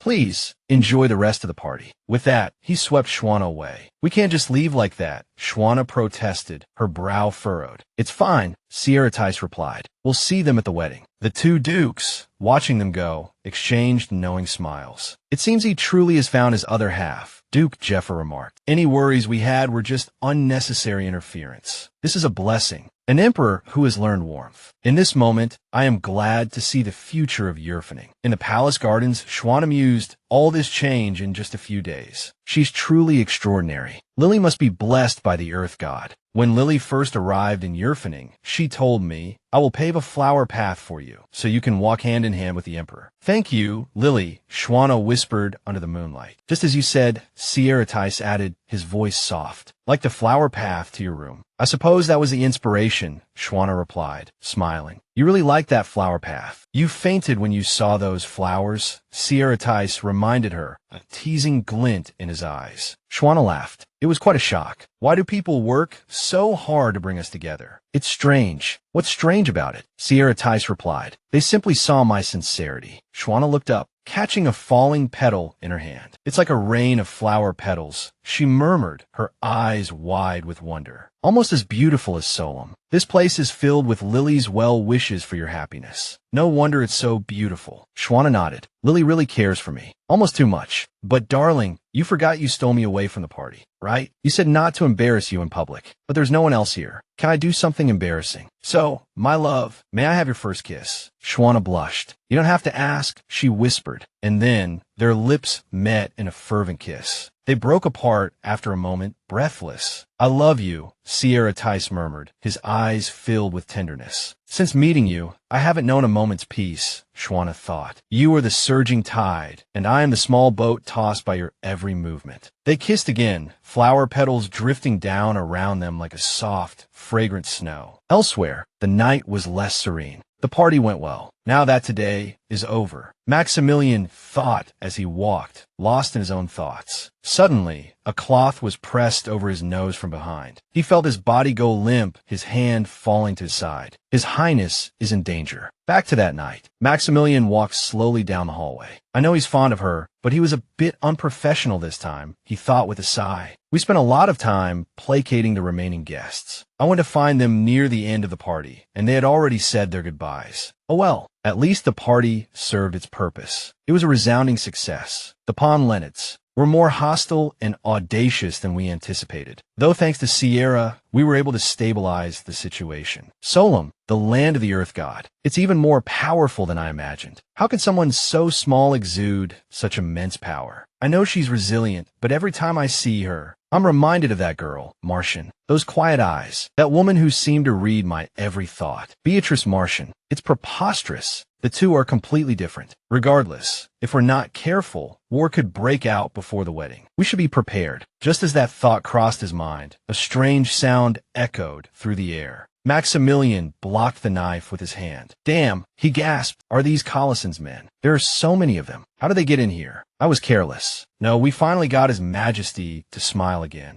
His body swayed, and he stumbled.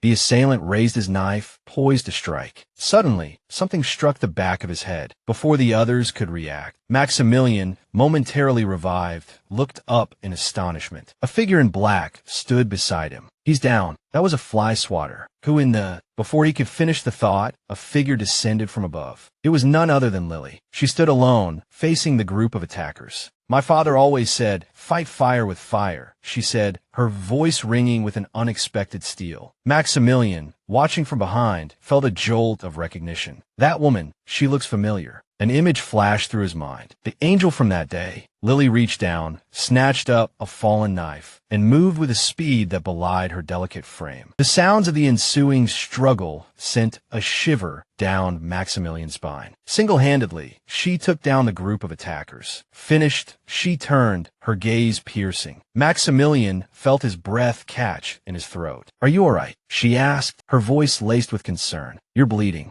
Maxmillion stared at her, speechless. Her voice was her, the one who took care of me that day. I didn't know she was the Empress's maid. Are you? He began, but he was interrupted by a shout. Lord Falier, what happened? Are you hurt? Maxmillion recognized the captain of the guard. There was no time to waste. It was an ambush. Their targets are His Majesty and the Empress. He struggled to his feet. Captain, we need to send men to protect His Majesty and the Empress immediately. Lily's eyes widened in alarm. His Majesty and the Empress are both in danger. Meanwhile, even after Sierra and I parted ways, the warmth hasn't faded, Shona thought, her cheeks flushed. I kissed him. It all feels like a dream. I wonder what he's thinking right now. My, it's late. I should get to sleep. Just then, Rosa, the sword at her side, vibrated. Shona picked it up, frowning. Why? A strange sound, like the whisper of shifting shadows, put her on high alert. Who's there? she called out. A group of figures in black materialized from the darkness. Has Collison already made his move? I knew you would come, she said, her voice remarkably calm. It seems patience isn't one of your king's virtues. I haven't had any formal swordsmanship training yet, but that doesn't mean I should just give up. She gripped Rosa tightly. This takes me back. Rosa, we're going to see some blood. She sprang to her feet, launching herself at the nearest attacker. Blood splattered across her face. Another attacker seized the opportunity, striking from behind. Steel clashed against steel. Shona staggered back, a sharp pain lancing through her shoulder. Her grip on Rosa weakened. The sword slipped from her grasp. "Seize her," one of the attackers commanded. A hand reached out. Shona squeezed her eyes shut, bracing for the inevitable. Suddenly, a voice rang out. "Princess,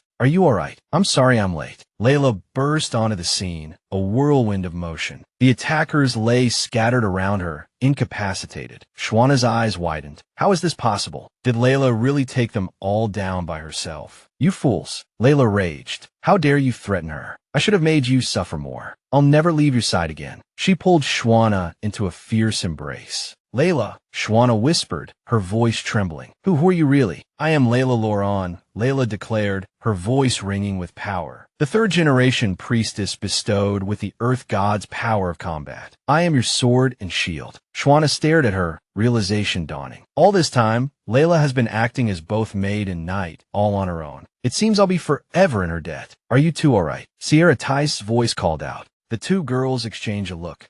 "Yes," Shwana replied. "Everything is taken care of. We must interrogate everyone involved," Sierra Tice ordered. "Lock them all in the dungeons." Thankfully, no one was seriously injured. "There's something strange," Shwana said, turning to Sierra Tice. "They weren't trying to kill me. They seemed to want to take me away." "Take you?" Sierra Tice asked, his brow furrowed. "Why do you say that?" "I know I used to be a skilled swordwoman," Shwana explained. "But in this new body, I'm practically a novice. Yet they never truly attacked me. They were just wearing me down. And they said, 'Seize her.' They wanted to capture me. If their goal was to kill me, wouldn't they have said, 'Kill her'? My question is why? Do you think it's because they want the earth god's power?" Sierra Tice's jaw tightened. "That makes sense. If they want me because of the power I possess," Shwana continued, "then that means my family and Solemn aren't safe either. I have to let them know. They might need to prepare for war." Regarding Shwana and me, the secret from that night, Shwana retrieved her communication mirror. She quickly tapped a few runes. "Shwana," a voice called out. "You call back." Her three sisters exclaimed, their voices overlapping in excitement. "Hopefully, our sisterly night talk will be different this time." The red-haired sister, noticing Shwana's troubled expression, frowned. "What's wrong?" she asked, her voice laced with concern.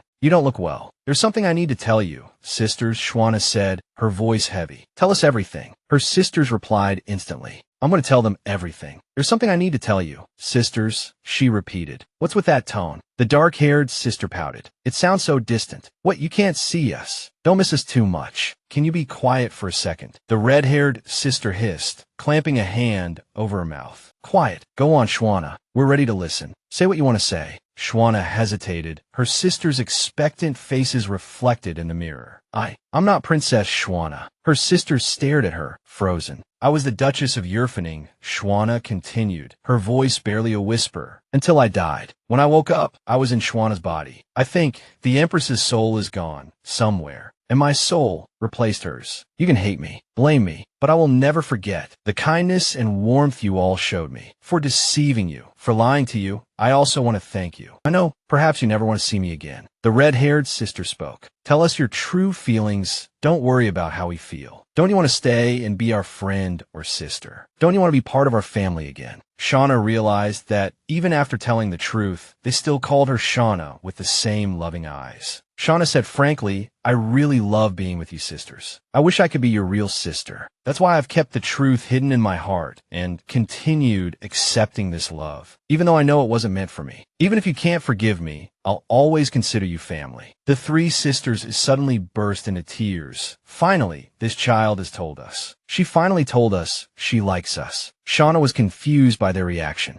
The sisters continued, "Do you know how long we've waited for this moment? Waiting for you to tell us your true thoughts. Waiting to tell you everything is okay." Shona asked in surprise. "You knew all along." The red-haired sister replied. We've known everything from the beginning. We love you, Shona. Would you tell us your real name? Shona answered. My real name is Beatrice Shell Martian. I am Beatrice. The red-haired sister smiled appreciatively. Beatrice, what a beautiful name. Thank you for telling us. Mom and Dad will be so happy. Shreya exclaimed in surprise. What? Mom and Dad knew too. The red-haired sister replied. They knew Shreya had ended her own life. She always said that death was necessary to do the right thing before the Earth God, and then Shreya gave her body to you. Everything happened so suddenly that day. We were having breakfast when Shreya said, I'm going to die soon. We were all speechless at someone talking about their own death. She looked happy, and we all thought she was joking. But we soon learned otherwise. She fell into a deep sleep. Several days later, when she woke up, it was as if nothing had happened. We immediately knew we had a new sister. When you came here, we left our grief behind and started laughing again. Shona had always hoped there would be a way to meet you. She said a girl would always appear in her dreams. She said that girl looked lonely and it broke her heart. She was very determined about one thing. She asked us to make you smile again. Beatrice, from the moment you woke up, we accepted you as our family. Thank you for coming to us, and thank you for telling us the truth. Shona cried with emotion. Sister's eye. I think I decided to tell you because I'm afraid I might never see you again. They want Solemn. You might need to prepare for battle. I will do anything. The black-haired sister shouted. Let them try. T-Bell Solemn will tear them to pieces. Don't worry about us, Shona. Remember when His Majesty burst in? We weren't panicked then either, no matter what. Are you okay after the raid? Shona smiled and replied. Lily protected me. The sister said with satisfaction. Lily is amazing. She's the greatest priestess of this generation. Shona realized they knew about this too. The sisters called out Sia's name. Don't think about complicated things. Just smile. Have sweet dreams tonight. You know we love you. Good night. Our Shona. Shona fell asleep quickly. A bright meadow appeared before her eyes. Familiar fields, blue sky. Sia realized she had been here before. Someone called her real name. Beatrice. Beatrice turned around and saw the real Sia. She smiled and said, You look happy. I'm happy. Beatrice asked puzzledly, Why you? You must have many things you want to ask me. The real Sia replied, It's just because. I just want to see you happy, Beatrice. This will be the last time we meet. Live for yourself. The birds chirped cheerfully. Shona woke up from her dream, sat up in bed, and said to herself, Thank you, Shona. Several hours later, what we feared happened. Calisthenics declared war. Maxmillion reported that they had provocative demands. Seeing his hesitation, Xia urged, What is it? Just say it. Maxmillion said, Their king wants Princess Shona as his wife. Shona exclaimed, What? Xia gritted his teeth in anger. He needs to be ready to explain the absurdity of this ridiculous condition. Birds called outside the castle. Maxmillion hesitantly reported, As far as I know, a reflection stone recorded images of your majesty and the princess at the banquet. That image was given to King Kolison. Since then, he has been obsessed with Princess Shona. He wants her to be his queen. Shona realized. So, it's not because of my power, but because of me personally. Xia said angrily, That madman, I'll kill him. How dare he? Maxmillion thought fearfully. Oh no, that looked just like when he went berserk on the battlefield 4 years ago. At this moment, Shona stepped forward and called out, Xia, calm down, everything is fine. I'm right here. Maxmillion sighed in relief. She could quell his anger with just a few words. Shona turned and called to Maxmillion. You know very well that war doesn't happen overnight. We must quickly prepare for what's coming. We will hold military meetings and command the offensive. Maxmillion nodded, accepting the order. Yes, Your Majesty. As for the borders around Solemn and the Magic Kingdom, we have evacuated the people. Good. Who will lead them? Xia said, I plan to send Maxmillion to the border in Solemn. Shona said, I will go with you to ensure Maxmillion's safety. I want to send Leia with you. Leia is a special warrior among the Earth God's priests. She can protect you, and she would be willing to join you.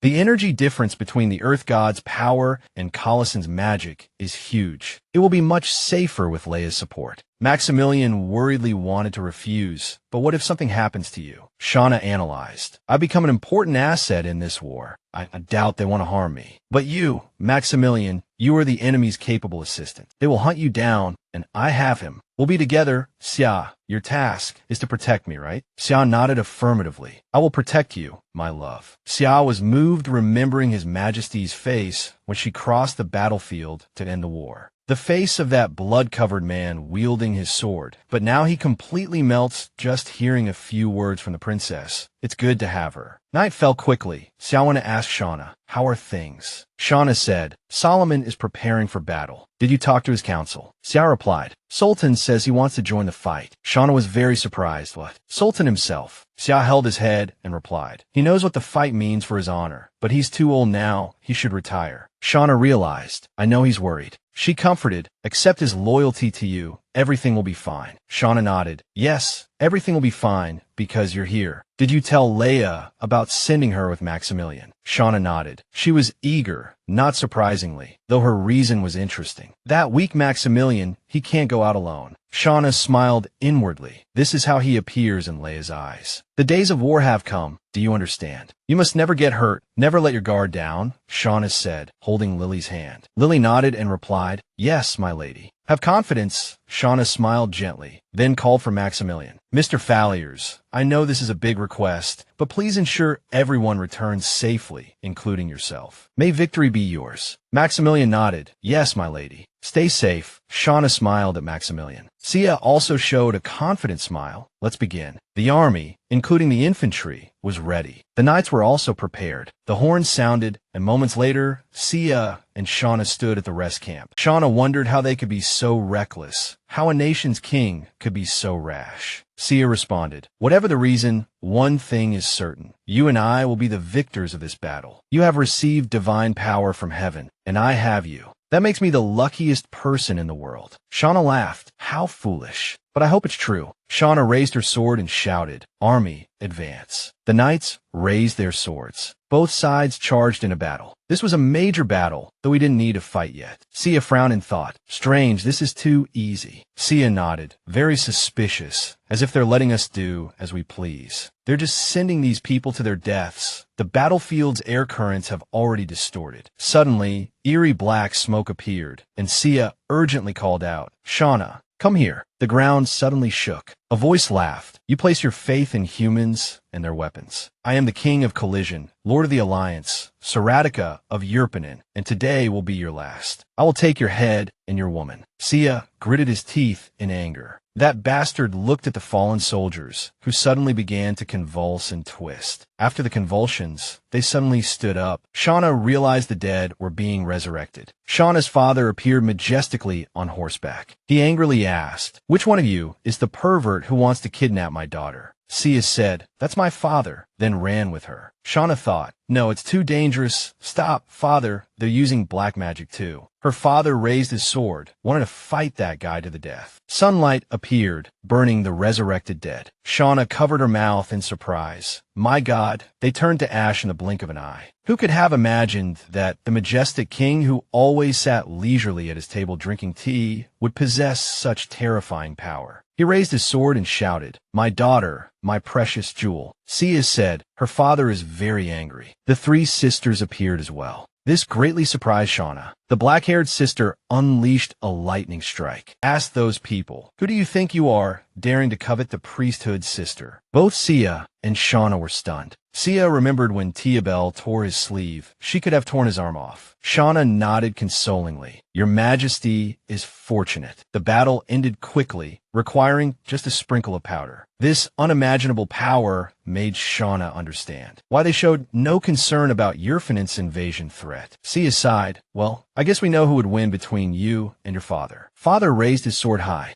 ready to call for his daughter and son-in-law. Shona realized her mother had also arrived. The red-haired sister said, "Most matters have been handled." Shona ran over worriedly, asking why everyone had come here. "That's too dangerous." Her mother smiled, a benevolent yet terrifying smile. "What do you mean? Of course we're coming. Why wouldn't we? How can we leave those who threaten our lives be? And on top of that, he wanted to take you away. How can any parent let that happen? Mother will personally see to it that he never sees the light of day again," one sister declared. Father was absolutely livid when he found out. And T-Bell. She crushed the table she was holding into dust, the red-haired sister added, a smirk playing on her lips. "The king of the alliance is such a fool. Black magic is no match for divine power," Sia thought. "This isn't even a contest. past. Something terrible must have happened when Yurfaning invaded this land. Father will end the fight any minute now, her sister continued. Should we get ready? Shona watched as her mother turned, a warm, magnificent light emanating from her. Sia looked up. Shona's father stood there, radiating power. The light swept away all traces of black magic, enveloping the entire area. Shona's mother extended a hand.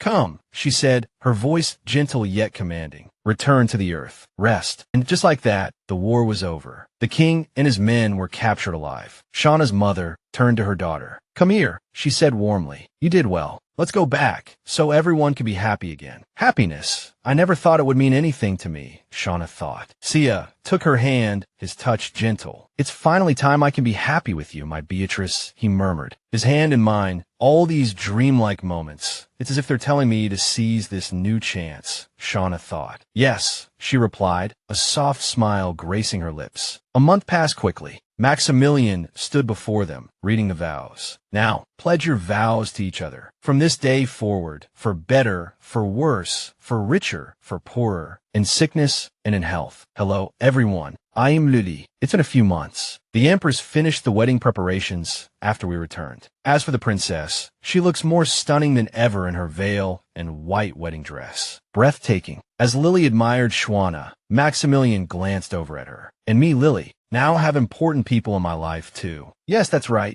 2 people. Lily, is this a shotgun wedding? Someone called out teasingly. Lily nodded, blushing. Yes, we didn't exactly plan it, but it just sort of happened. I had a feeling when you sped up the wedding a month ago, another voice murmured. But you found someone right for you. Congratulations. Maxmillion finally addressed the groom, his gaze intense. Do you pledge to love your bride? He asked, his voice tight. Saratica froneth. Lord Lefaliers, do you know who you're speaking to? That's not fair, your majesty. Lily exclaimed indignantly from behind him. This is abuse of power. Don't threaten my beloved. Shona, watching the exchange, sighed. You two are so childish, you know. Just play along. Sierra. If you'll allow me, Saratica said, his gaze softening as he turned to Shona. My love for B can be described with this. She is my first. She is more important than anything, including this world. You are the most important person. I love you, B. He gently kissed Shwana's forehead. She comes before everything, even the entire world. You're the most important person to me. I love you, B, he said, gently kissing Shona on the forehead. 1, 2, 3. The wedding bouquet sailed through the air. It's mine, T-Belle cried, leaping to catch it. Her other 2 sisters chuckled. She really wanted that. Be careful, dear, their mother cautioned. Don't hurt yourself. Shona laughed, her eyes shining with happiness. The wedding celebrations were joyous and vibrant. Lily, her cheeks flushed, watched Shona, her heart filled with warmth. I wish you happiness, dear princess. You asked how many days it's been since Sia and I got married, and how our honeymoon was. We didn't have a honeymoon. There were too many things to do. I thought there would be, but the queen's position had been vacant for too long. We didn't even have a proper wedding night, though a honeymoon was planned. Shona complained while working. Lily immediately appeared and asked, Your Majesty, are you all right? You should rest. Shona shook her head and said, I'm fine, thank you, Lily. But Lily, I'm curious. What's that golden thread connecting you and Maxmillion? It's soft and golden, but definitely connects you too. Lily covered her mouth in surprise. You finally see it. That's the invisible thread marking 2 people's destiny. Only awakened Earth priestesses can see them.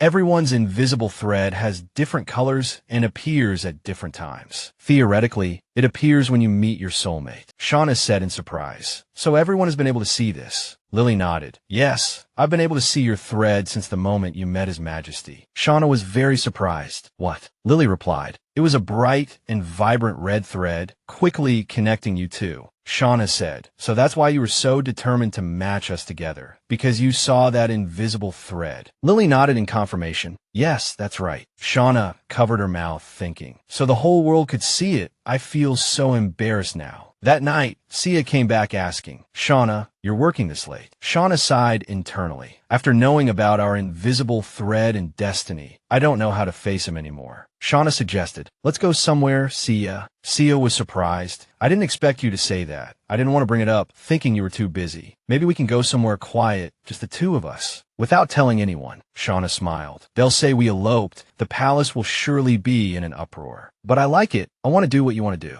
She thought to herself, you know, Sia See ya. We're connected by an invisible red thread. We're destined to love each other. The next day, Lily came in smiling and called out, Your Majesty, wake up. Where did she go? Seeing only an empty room, Lily was very confused. Then she saw a letter that read, Lily, we've gone on our honeymoon. See you in a month. P.S. Don't come looking for us. Meanwhile, the couple was happily together. The emperor and empress had left the palace for their honeymoon.